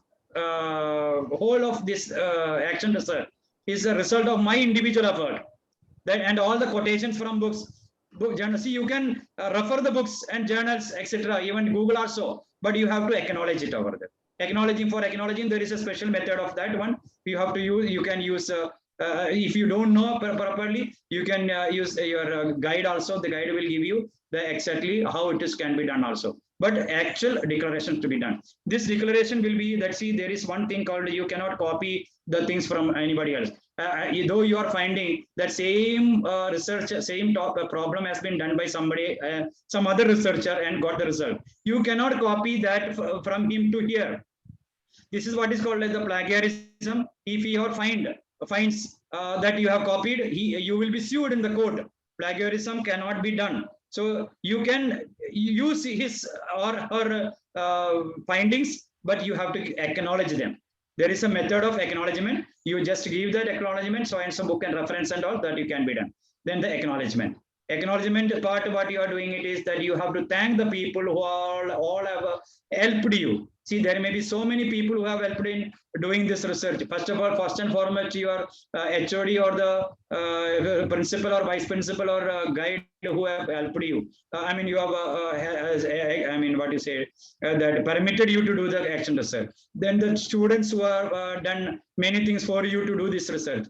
See, you have conducted role play. So when you have conducted the role play, they also cooperated with you. And your own family members, when you do this, you have utilized so much of your family time. So you can acknowledge them. You can thank them. I would like to thank my husband or my wife, my children, all that. School, or if you don't know those people, then you can write school teachers, the people's organization. You can just even write that I would like to thank the staff and peoples of grade 8 of Vivek Vidyalaya. But if you take somebody else from there, you can write that also. So wherever you are taking the help from anybody, you can just make them. It's not necessary. Don't name them. Sorry, don't mention their name. You can just, I would like to thank my principal who has allowed me to conduct the research. Don't write the principal's name. Similarly, guide's name, etc. Don't write the name of the people, right? Then the next is the table of contents. That is nothing but our index page. So whatever this has been given, that contents you have to write index. So anybody who goes through the book very easily, that this particular chapter is there in this page, etc., can be found out. The next part is called as the main part. Main part is after coming this one. Main part is divided again into some more 5 parts. First one is abstract. It's nothing but summary. Second is introduction. Third is conceptual framework. This conceptual framework is further divided into separately, and then 4th one and 5th one. I will give this what is abstract. It's a very simple, actually, you know it, and I don't have to say. This summary or abstract is nothing but a brief synopsis of the project. What have we done it? right? You should write this once you have completed the rest of the report. Before that, in the beginning, you cannot write the summary or the abstract in the beginning. Once you finish the whole action research, that time only you can start writing the abstract. Summary draws attention to the key aspects of each and every chapters, right? You can make the reference to the aim or the objective of the this project, that is action research. You can just give the approach you have adopted. You can research the resource methods you have used, what method has been used to collect the data, what are the results of this research, and what are the conclusions you have got, what are your recommendations for future practice. You can recommend from your, see what result you are getting it, you can recommend to the people, and what are all the implications for your own professional development. You have got all these results, what implications will give it to you, for your professional development, that all can be given in this summary or abstract part. Then the introduction. People may think summary and introduction, why this is different, these are different. So the introduction, what you have to do is nothing but that information regarding the action research. This action research was done at Vivek Vidyalaya by Suresh Nair, by the English teacher teaching English, who observed that a large number of students who are not understanding English literature. And here you can just give the key aspects of this research, what has been done. In greater length, you can give it. But in summary, I have said, you give it in a small part, this at the most 1 page or 2 page you can give. But here, you can, introduction can be 3-4 pages also, but you have to give it in a greater length. Different chapters can be explained. What is the aim? You can outline the nature of action research, or as a whole, you can write it. It's followed by a brief and systematic examination of the central themes of your individual chapters. Different chapters you have given. These different chapters can be individually, systematically give it in this part. You may also wish to refer the content of your appendices. What are all the appendices you are doing in the end? And what is the meaning of this introduction? When you read this introduction, the person who is reading the introduction should feel that you have done from a so-and-so point to a so-and-so point. I mean, it just gives a journey of your action research. You have to write it in such a way that you are writing as a journey, a report of your journey. You have traveled from a particular point and to reach to a particular point. So this is writing as a journey, and the reader also will get a feeling of the journey from so-and-so problem to so-and-so result it is going. The next main is conceptual framework. Here, of course, I have already told you that statement of the problem comes. That already explained. I'm not doing it here. Objectives I have already explained. So that is why it is giving recursive process. Recursive process means you do it again and again and again. See, same thing again and again and again it is coming. So here also it is coming. Objective of the problem, statement of the problem, objective of the problem, hypothesis of the problem, and scope and limitations also are coming. So scope and limitations, see what are the scopes. What you are going to get from this, that scope you have to write it. Similarly, limitations. See, there may be some limitation. Now, what may be the limitation? See, of course, see what happens is the students are the core participants of this action research. They are providing the data. Many times what happens, these students will not give true and fair views. See, you are asking the students some data, some details, but they may not give the true picture. They will, okay, teacher has asked me something, so I have to give you. If I give something, then what the teacher will think. So they may not give the true and fair views. If you are using questionnaire as one of the tools, what happens? Many times filling the questionnaire becomes a procedural formality. I get, or we teachers also get many questionnaires from the researchers from B.Ed colleges. The student teachers who are doing the B.Ed course, they also come to us. Sir, we would like to have we are doing an action research. We would like to have a questionnaire to be filled by your teachers. So sometimes what happens, if you are doing it properly, those teachers who have done action research, they will do it properly. Otherwise, it just becomes a procedural formality. There's just tick, tick, tick, tick, tick. Because in the questionnaire, there will be 5 answers. Strongly agree, somewhat agree, does not agree at all. So out of these 5, so just people just give it tick, tick, tick, tick, tick. So it won't be a correct data. Correct? Then it will not give a correct result also. When you don't get correct data, so it becomes just a procedural formality. So these are all the limitations of action research. Many of the data collected could be extremely relative, and chances of disparity will be more over here, right? Then you have to give a review of related literature, which I have already told you what is it. It is the basis of the hypothesis, but it has to be given only in one paragraph. You can't give a very good, very long this review of related literature over here. That is done already over there. Here you can give a small part, right? And the next is the important one, that is the rationale. That is nothing but the need of action research. Here you have to really give why you have done this action research. What was the reason behind you to start doing this action research? That is what is to be given over here. So when any teacher or researcher who is doing, so any reader who is reading this action research report, he or she will come to know this is the reason why this teacher, why this researcher has done this report. So that is what is called the need of action research. What was the actual cause of doing this action research? Next is the methodology. Next slide. Methodology, that's the fourth one, is the methodology. Under methodology, you have a sample. Next one, Lucky.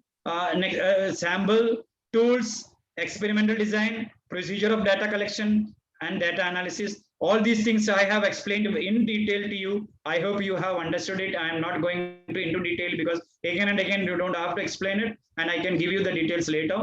And that the part which are not over there will be results and interpretation. Results and interpretation is nothing but when you get right the results and interpretation part. Here in detail you have to give what improvement you have got for the problem which was under study. The interpretation of results is done by the teacher, and it should be done by meaningfully, right? It should be done by meaningful contribution, which can prove to be very beneficial to the reader. Whoever is reading it, that person will get what is the interpretation. And interpretation means you can interpret the results also. This is what I have got. So from this results, I can predict that, I can say that this will be the usefulness of this particular research. Everything can be given. So this interpretation of the results done by the researcher will give a meaningful contribution, which can prove to be very beneficial to any of the reader, right? Role play in English was found helpful in improving understanding English literature for students. See, after doing this particular problem which I have taken to as a sample to show to you, then what will be the final results and interpretation? You can say role play in English was found helpful. If the improvement is given shown, then you can write role play in English was found to be helpful to improve understanding English literature for students. Similarly, you can give some recommendation also for the teacher. You can say that I recommend the teacher researchers to use this method for improving the understanding of English literature using role play. That also you can recommend it. Then whatever findings, under another heading is findings and conclusions. Under this heading, whatever findings you have got, that is role play in English literature was found significantly helpful. You have to have, if you have got a very significant change, very significant improvement in the performance of the students in learning of English literature, you can mention it over there. That is a main finding of your action research, right? So role play in English in literature was found significantly helpful in improving understanding English literature of students. Though it looks like the earlier one, conclusion, but it gives a more importance that it is significantly helpful. Earlier you said it is helpful. And finally, you can discuss. This can be discussed with your fellow teachers. This can be discussed with your higher authorities. This can even you can discuss with the principals. You can discuss with other teachers of other schools also. So because see, they also may face the same type of problem. Finally, you conclude that conclusion should be given. This is what I have done and this is what I have got. So all the possible recommendations, everything for future practice, you should maintain it. That how this can be implemented in future. That means nothing but the implications of the research from your own professional development. You are getting an professional development by doing this one. And next and the last one will be the supplementary part. Next slide. So here it will be the last part of the report writing, nothing but references and appendices. What as I have told you earlier, whatever reference you have taken, whichever book you have taken here also, I have referred somewhat to 4 or 5 books. I have to give their books title, etc. over here. For there has to be a format. See, when I am writing that references over here, I will not be sued in the court for copying anything, because I have already copied the statement of what is action research, the definitions of action research in the beginning. But I have in my notes, I have given their name in a particular format. That has to be first and last name, then initial name of the first name, then the year of publication, then the title of book, the place of publication, and name of publisher. For example, Gupta AP in 2012, and Insight into Education, New Delhi, Jain Co publishers, whatever. So you have to give it. I have given it in over there. If you want to have my notes, you can find it out from there. Appendices that contain the material which you are all attaching in the book, in your report, everything. If you are using questionnaire, a blank questionnaire can be given. Interview pattern, what are the questions which you have asked to the interviewee? You can just mention that these are the questions which I have asked. Observation schedule, how observation schedule you have followed. These are the things which I have observed. So steps you can write it out. Or any audio tape or video tape, all things, charts or tables, diagrams, etc. Everything can be given attached over that. This is what is called the appendices. That means you are just adding all the things in the report itself. And lastly, bibliography. It contains all the references of the sources, even internet, etc., etc. Everything can be put it under by bibliography. I hope this comes to an end of this session, and I hope I have given you. Of course, I am very sorry that it cannot be. I could not do it as a what do you call a very interactive session. The reason I will tell you that means this is a theoretical thing, and it is a dry topic again. I have tried my level to make it. Remove the dryness from it. But thing is that I have to explain you what it is and all. So in that case, I won't be so I won't be able to do this interaction part. But I will give you some time after this, and I am very much thankful to you all for patiently hearing me. Now I see you. I have given my email ID as well as my mobile number in case if anybody is interested in doing. I advise you all to go for action research for doing it. See, it does not cost you anything. It cost is only coming where the money part is coming. Money part is I can share my action report also, but my action report has got 80 pages, so sharing will not be an easy thing in the what you say the this Zoom share screen. I can give you later. You can note down my mobile number and email ID. You can mail me. You can WhatsApp me. I can give you all the help. I can even guide you later on in case if you are interested in doing action research. But being a teacher, being a continuous learner, to develop himself or herself for his or her own development, professional development, and thereby doing the development of the whole nation. Because teachers are the role models, and students are supposed to be the future citizens. So it's our duty and responsibility to guide them, to make them learn properly. So it's our duty. So please, I advise all of you to do action research in 1 or 2 problems. It costs you only some 300 to 500 rupees only for making the report, taking the printout and binding it. Otherwise, there is no money involved anywhere. So don't think of the money. So money will be that you can adjust it. I think for your own improvement, development, if you can't spend 500 rupees and all, and I'm sure 100% you people are paid for this session, though it is 200 rupees, but then you are paid for this session, definitely you are interested in improving yourself. So thank you very much. I would like in any of the listeners, participants who has done action research in any of the problem, any of the topic, any of the subject, please unmute yourself and just give a short description of what you have done it and whether you have done as per what I have explained, or is there any difference in that? Thank you. Season sir, if anybody is just humble request, please raise your hand. Because we cannot unmute. Renuka Dev, please unmute Renuka Dev. She wants to share her views. Yeah, she can unmute from her side now. Renika ma'am. Yeah. Good evening to each and everyone, and thank you for giving me chance to speak and I share my experience. First of all, Dr. Suresh Nair explained very well and thoroughly and gave a detailed about the action research. Now here I would like to share my experience in short. First thing, it is rightly said that each person is a student throughout the life, though we are gurus or we are mentors. Uh, I did my action research 2 years back under Sir's guidance, Dr. Suresh Nair Sir's guidance.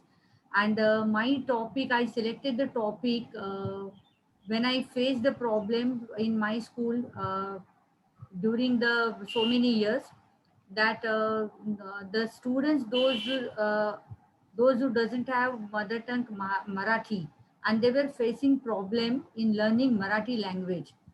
So I selected this topic and a certain group of students I selected, and I did the experiment as under Sir's guidance, and I applied various methods and so many techniques, and it helped me a lot, and the students started taking interest in this subject. First, they were not taking interest because they were finding difficulty in learning this subject, but slowly they started taking interest, and they were also very happy.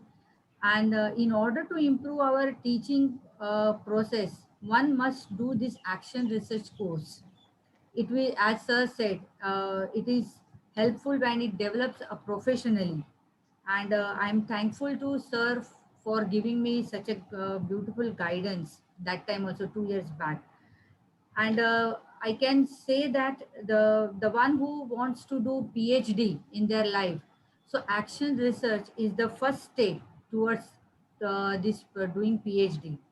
So that will help you in your due course, and you will get a positive results after doing this action research course, which I got a good experience, and I also got the positive results after doing this action research course. And up to certain extent I could able to solve my problems, whichever problems I were facing so many years. I got the, I can't say it's 100%, but maximum I could able to solve the problems of the students who were facing all these years. So thank you once again, sir, for giving me such a beautiful guidance, and thank you each and every one, and listening my experiences. Thank you, ma'am. Thank you, sir. Thank you, Mr. Renugadev. Somebody has asked about how investigation is different from action research.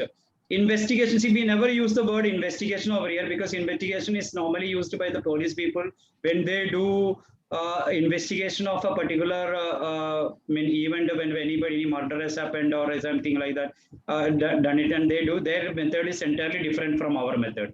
See, our main aim is to find out the solution of a particular problem. Their investigation is not that one. Police is doing investigation. There's something has been, some incident has already occurred, and who has done it and how has done it, all that things. That is why, and we are talking only about action research is only this educational research. It's coming under educational research. And of course, investigation, a part can be said, investigation is a part of research only, but it comes under general research. Here we are talking only about the educational research. Anyone who has done any action research before? Or anybody would like to ask any questions, please ask. Sir, another question is there by Yes, Shreya Gambhir. Does survey research also have a hypothesis as in case of experimental research? no, yes, definitely. Even for doing normal research for PhD qualification, PhD degree, there also related review of related literature is there. There also we have to formulate hypothesis. Now, main idea behind hypothesis, formulating hypothesis is on what basis you are going to do the research. Means suppose you want to do research on a particular, there also we will be having a particular problem.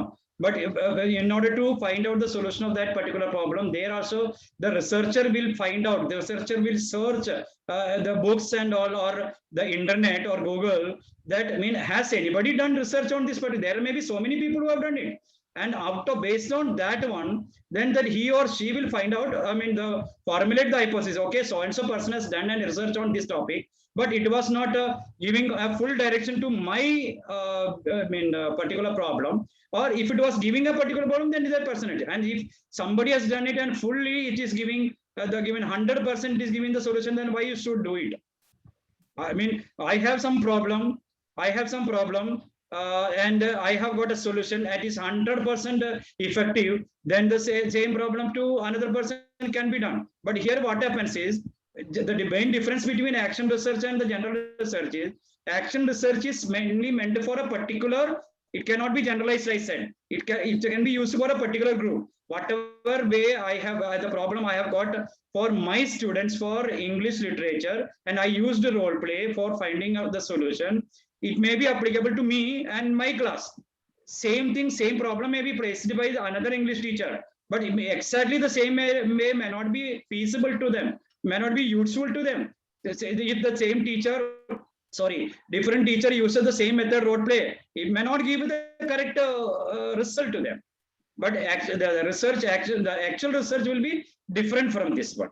But there also review of related literature is there, hypotheses have to be done. All this procedure is to be done. So that's why I have told you, in case if anybody is interested in doing PhD, do 1 or 2 action research. You will be familiar with the method of research. Same method is doing in research also. But what is different? You will be doing it in a lengthy way. Here you have to have it in a small way, maximum pages 75 to 80. You can't do a small, bigger one, you don't have to do it. But there you have to do a longer report. Maybe my research report is having almost 550 pages. Thank you, sir. Thank you so much. Another question is from Herini Stephens. How can we validate our action research for a working teacher? Validation. The validation has to be done by himself or herself. The teacher who has done the action research has to validate himself or herself. Nobody else. Because see, I have found out some sort of problem.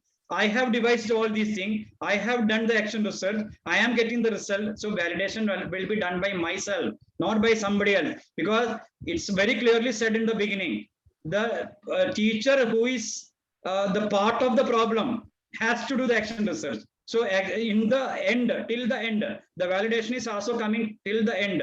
So validation has to be done by the teacher only. It is by himself. Self-validation is to be done. Thank you, sir. And then Jayalakshmi has raised her hand. Then Jayalakshmi. Sir, good evening. Yes, good evening. Thank you for the nice presentation and very elaborate explanation, sir. So you made this evening fruitful. I have 2-3 little questions. Let me put it together. The first question is, sir, for doing an action research in a particular academic year, what is the time a particular teacher or an academician requires? That is, what is the minimum time for that? And the second, okay. Okay, yeah, I'll give one by one answer. Okay, sir, fine. Then okay. The first one, you have to choose the time. Any time of the year can be used, but always use the time where you are comfortably little bit free, so that you see you have to do this as a experiment in your class. So you should be, for example, if you're doing it in the you know already that there is a problem of the children, and also don't do it immediately after the session started. After 1 month or 2 months when you find out. So if you are doing it in the end, what happens is then you will be very much interested in doing the exam, correction of paper and all. So do it in between, in the middle, so that you can find out some time for it. So, but it is up to you. You can do it at any moment of time. There is no fixed time. Sir, for example, if there is a reading problem for grade 4 children, grade 4 or grade 5 children, they find it very difficult to read English books, especially their textbooks. And we find this problem in the month of July, as you said. For how long can we take this research so that we find some solutions and we can apply it to the same set of children that year itself. So they will get benefited. I will suggest you can go for at least 1 month 1 month action plan. Why 1 month? See, you cannot do it in 2 days or 3 days or 1 week time. See, if you're doing it in 1 week time, you will not come to know the real effect of the action what you're doing it. For example, if you are suppose this reading part, you have to have a practice of reading. No, if the student is not able to read, and if you are just giving the activity as just reading only once and you are getting the result and all, what you will be able to give the inference? Nothing. But if you are giving him or her 10 days time, that if for 10 days you make the same page or the same chapter, same lesson to read every day, half an hour, every day 10 minutes, you allow them to read. And after 10 days, then you check it. So before reading, before doing this part, you just take a test of reading, test of anything, whatever you want to do, it is some test, that is pre-test. Then after doing this 10 days, continuously do this, then after 10 days, you do the same test again, same test. You have to do the same test. You have to do the test of for the same students. Then find out, is there any difference? And unless you do it at least for 10 days or 15 days, you will not come to know, you will not get the correct result. So 10 days for doing this, or 10 days, 10 more days, you can putting all this in a proper way, because you know that action research has got a proper method of doing all these things. So within a month, you can finish it, ma'am. And thank you, sir. You can do it even in the month of July also, nothing wrong in it. Yeah. Okay, thank you, sir. One more question. Ma'am, give us 2 minutes time. Pratisha, ma'am. Yes, sir. Officially conclude the section, then we will continue. Okay. Sure. So thank you so much, Dr. Suresh Nair, for the captivating and mesmerizing presentation with a complete blend of experience and expertise of yours. I'm sure all the school leaders and the teachers who are willing to go ahead with the action research on any topic are definitely going to be benefited from your elaborative presentation and guidelines. Witnessing its grandeur, it's no exaggeration to say that CEIR is superior among all. My heartiest thanks to our board of directors, zonal directors, principals and teachers, and all the participants who are ever ready with their inputs for the betterment of the organization. Thank you for listening, for inspiration, for encouragement, for being here, and most importantly, for giving your time and making your presence. Ladies and gentlemen, let me tell you, Veda Handwriting Lab deserves a huge round of applause and the loudest thanks for its support, and its efforts have added revival. The next session of the series is on 29th June 2021 on the topic collaborative learning. So please do register for the same. With this, the session has come to an end, but the participants who still wish to engage in a discussion with the resource person may stay back and ask their questions. So thank you once again. Thanks all of you. Yeah. So we Yes, can ma'am, continue. your last question. This is the webinar series or Saturday webinar series. This on 26th Saturday. Yeah, ma'am, you can continue. Jayalishmi, ma'am, you can continue your question. Yeah, Ma'am, please unmute yourself. Side, ma'am. You are muted. You can unmute from your side. Yeah. Okay, sir. So good evening, and thank you for giving me the chance again to ask you a question.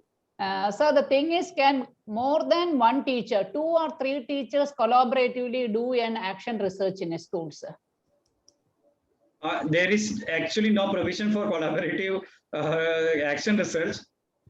Because see, individually you are facing the problem, but then see, in one particular group of people, particular problem will be faced by one teacher only. So it will be done individually. Okay, but you can discuss the methods, you can discuss the tools, you can discuss with the data, and you can discuss the results with the colleagues. Thank you, sir. The last question is, if the principal of the school is doing the research, who will actually be the supervisor of the principals? it is not has to be supervised. The action research doesn't have to be supervised, but it has to be guided. So it can be anybody from outside, any other school, or anyone who knows action research can be done. Because, for example, I have done it, but my guide was somebody else. I have done it twice. Twice I have done action research, but twice my action research guides were different. And I have done my PhD studies. My action guide was different. But that guide will be given by, you don't have a freedom to choose for actual research, a PhD. There, the university will give you the guide. But here, action research, you can select. I mean, if you want me as a guide, you can. If I want you as a guide, I can. Like that it is. Because there is no such rule that. Okay, so thank you so much. Thank you, CEIF, for organizing this wonderful program and giving we participants also opportunities to ask questions. Thank you, Pradiksha ma'am, for being the moderator of this program also. Thank you. Thank you. Thank you, ma'am. Anyone else who has to ask any question? Now we will start the interaction. Please take please unmute all. Now we will have a 10-minute interaction. Anyone who would like to ask any question related to action research, please. Mahajan sir, good evening. Sir, do you think action research could be Pradesha ma'am. Go ahead. Yeah. Do you think that action research could be a useful method for integrating research and practice in the social and emotional learning field? Can be done, ma'am. It can be done. But here again, only the problem is the tools will not be a standardized tool. Yes. That is the only problem. Yes. Otherwise, it can be done. Emotional problems also we are facing nowadays in the school. But it can be done, but then you have to find out the tools who, by the person who is really knows about the emotional thing, like maybe a psychologist, proper psychologist or a counselor. Then only it can be a standardized tool. Otherwise, it will be unstandardized. Generally, even here also it will be unstandardized one. But this is having a very difficult thing, because see, for example, if I want to take a test of mathematics, English and all, I can put the questions, long answer, fill in the blanks and all the type of thing. But emotional things, what type of questions? You may not be aware of framing the questions to do the pre-test, post-test one. So you may have to depend on some counselor or psychologist. Otherwise, it can be done, no problem. Thank you, sir. Thank you. Any other question from any of the participants? Let us have an interaction. Yes, Nirmala ma'am, you can go ahead. Sir, one second, ma'am. Srishan sir, please put it as a gallery view. Nirmala ma'am. Good evening. Wonderful session. Thank you, ma'am. I have never done action research, but a lot of research work in my tenure as a principal. Now, quality circle tools we have often used to solve problems. Now, how do you think, because action research, a teacher has to devote a lot of time, but we have seen quality circle tools and other smaller research mechanisms do a lot of benefit to the teacher and the student. What is your say on it? How can we make action research more easy? Ma'am, over now, question is over, no ma'am? Yes, this was a very elaborate, very nice. Yeah. But if I have to make it brief, crisp and doable, for the teachers in my school, that everybody is onto it, then what should be done? I will tell you, since you have already done the researches, not at the under action research. You said that you have done a lot of research with the different tools and all. It is almost exactly the same, but the action research refers to a systematic process. You just take all the things what you have done it as in general as a research, put it under the proper headings and all, it becomes action research. Okay. It means same thing. It means, see, what happens is, you might have, we do many things, but what happens, we don't give a proper heading, but here proper flow is there. You have to have a title, you have to have an objective, you have to have a tool, you have to have a method, you have to have a post-test, pre-test. You may be doing all these things, but you are not recording it under certain heading. So just record it, it becomes an action research. That's all. So can we say that it is a brief form of the research? It's not big form, it's a small form. It's a small form. Action research compared to all researches, it is a small form. Because we are just considering only a group of a small sample. But when we do actual research for PhD, the sample will be a very large sample. The research methodologies are different. Our research methodologies are also different. Method of research is also different.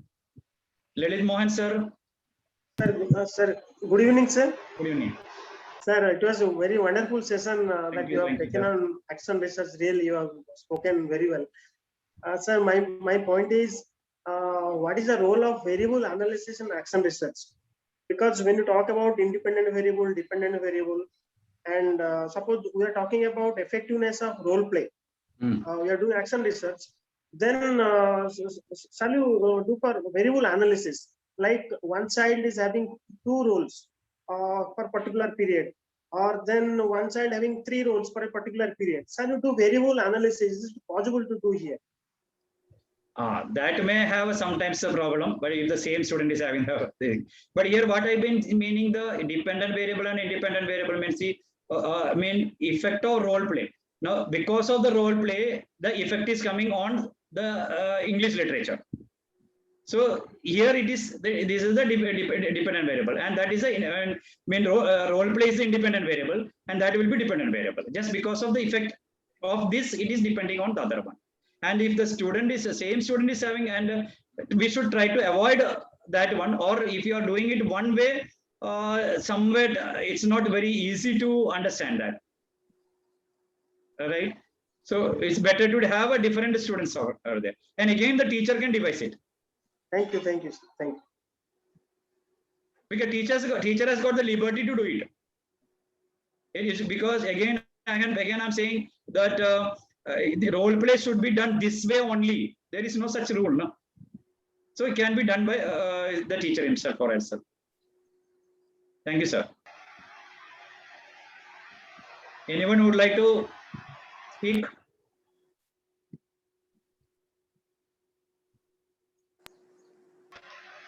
Sunita ma'am, would you like to say anything?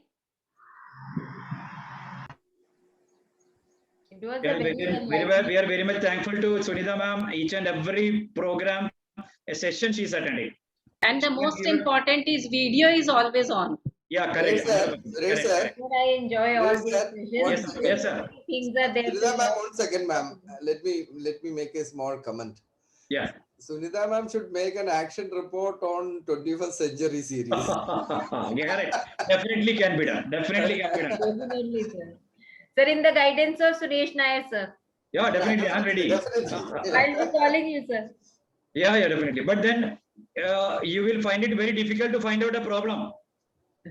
Thank you, sir. That will be a big compliment to you that you will be guiding me so nicely. No, we can publish that in our newsletter also. No, but in action research, the first step is to identify a problem. But will you be able to identify a problem from CIR sessions? Okay, there will be no problem then, sir. You have to create a problem then. Definitely, that's there. Yeah, proceed, ma'am, please. No, actually, it's Suresh sir, action research is not only limited up to the problem.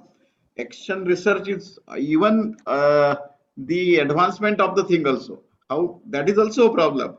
How can we make the CEIR sessions futuristic and future fit? correct. That in that way we can do the action research. Okay, so Sunita ma'am, you got a clue.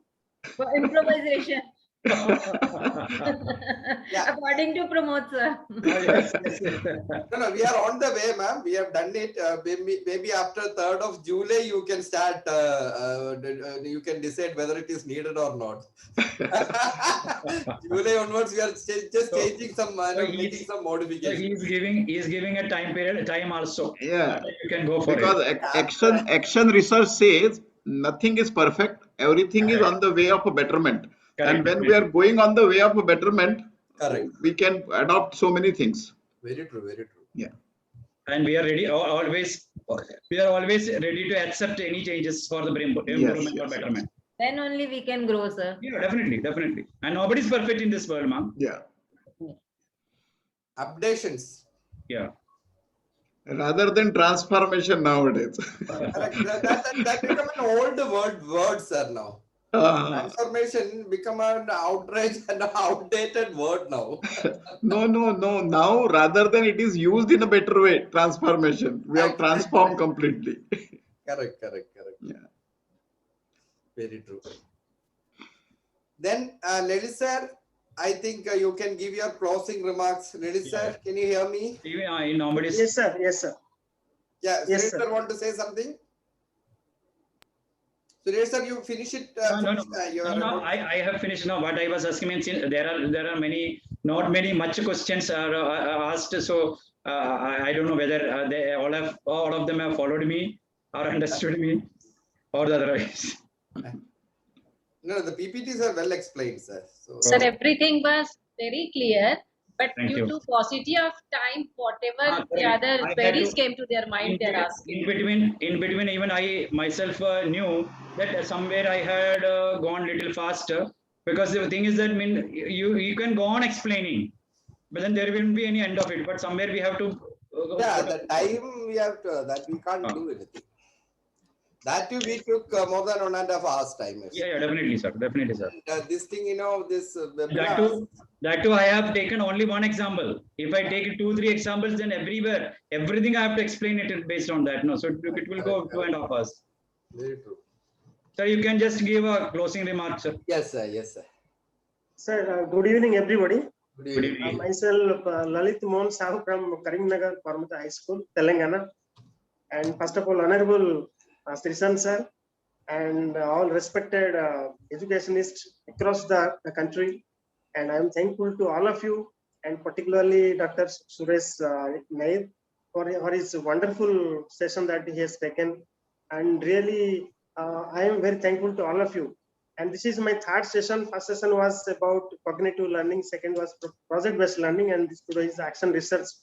I have learned many things. I cannot forget the today's session. And so session was very wonderful and very precise, very amazing, very collaborative and very interesting. And nowadays everybody is talking about extended professionalism, and action research is nothing but one of the core component of extended professionalism. I'm thank to CIR for taking wonderful initiation for this one. And coming to sum up this about starting from the what is action research, it's simply it is a way for continuing to grow from present to the future. Sir is explained very beautifully, and its characteristic also. And it is the time, it should be from it should take 3 to 6 months for the action research. And Sir has explained very beautifully about the benefits and how to take action research. Its steps like hypothesis, identify problem, data collection, method of research. So many things Sir has explained very precisely, and really the way that Sir has spoken really has given a lot of insight to me particularly to do the action research.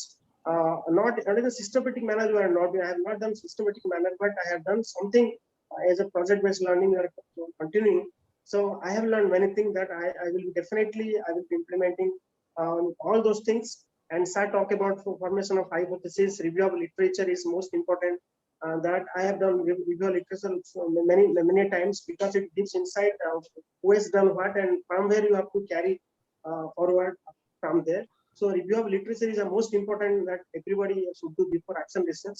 And Sir talked about methodologies, scope and tools, and experimental design, and how to collect data and data analysis, report writing. Wonderful way that he has presented, Sir. Really, I'm grateful to all of you, and particularly CISR for giving a wonderful opportunity. And this is one of the best session that I have attended. I am very wonderful to Sir. All of you, CIR, this is new platform, and Sir has... Lily sir, Mr. Rao is our zonal director. Yes, sir. Rao is the zonal director of CIR. Yes, Dr. Rao, he has given the link, and I have registered for all the programs. and definitely future also I will be participating. And really, it's a wonderful session. The most and very valuable and unforgettable session that you have conducted, sir. Thank you, namaste. Thank you very much to all of you. Thank you very much, sir. Lalit Mohan. For our Saturday webinar.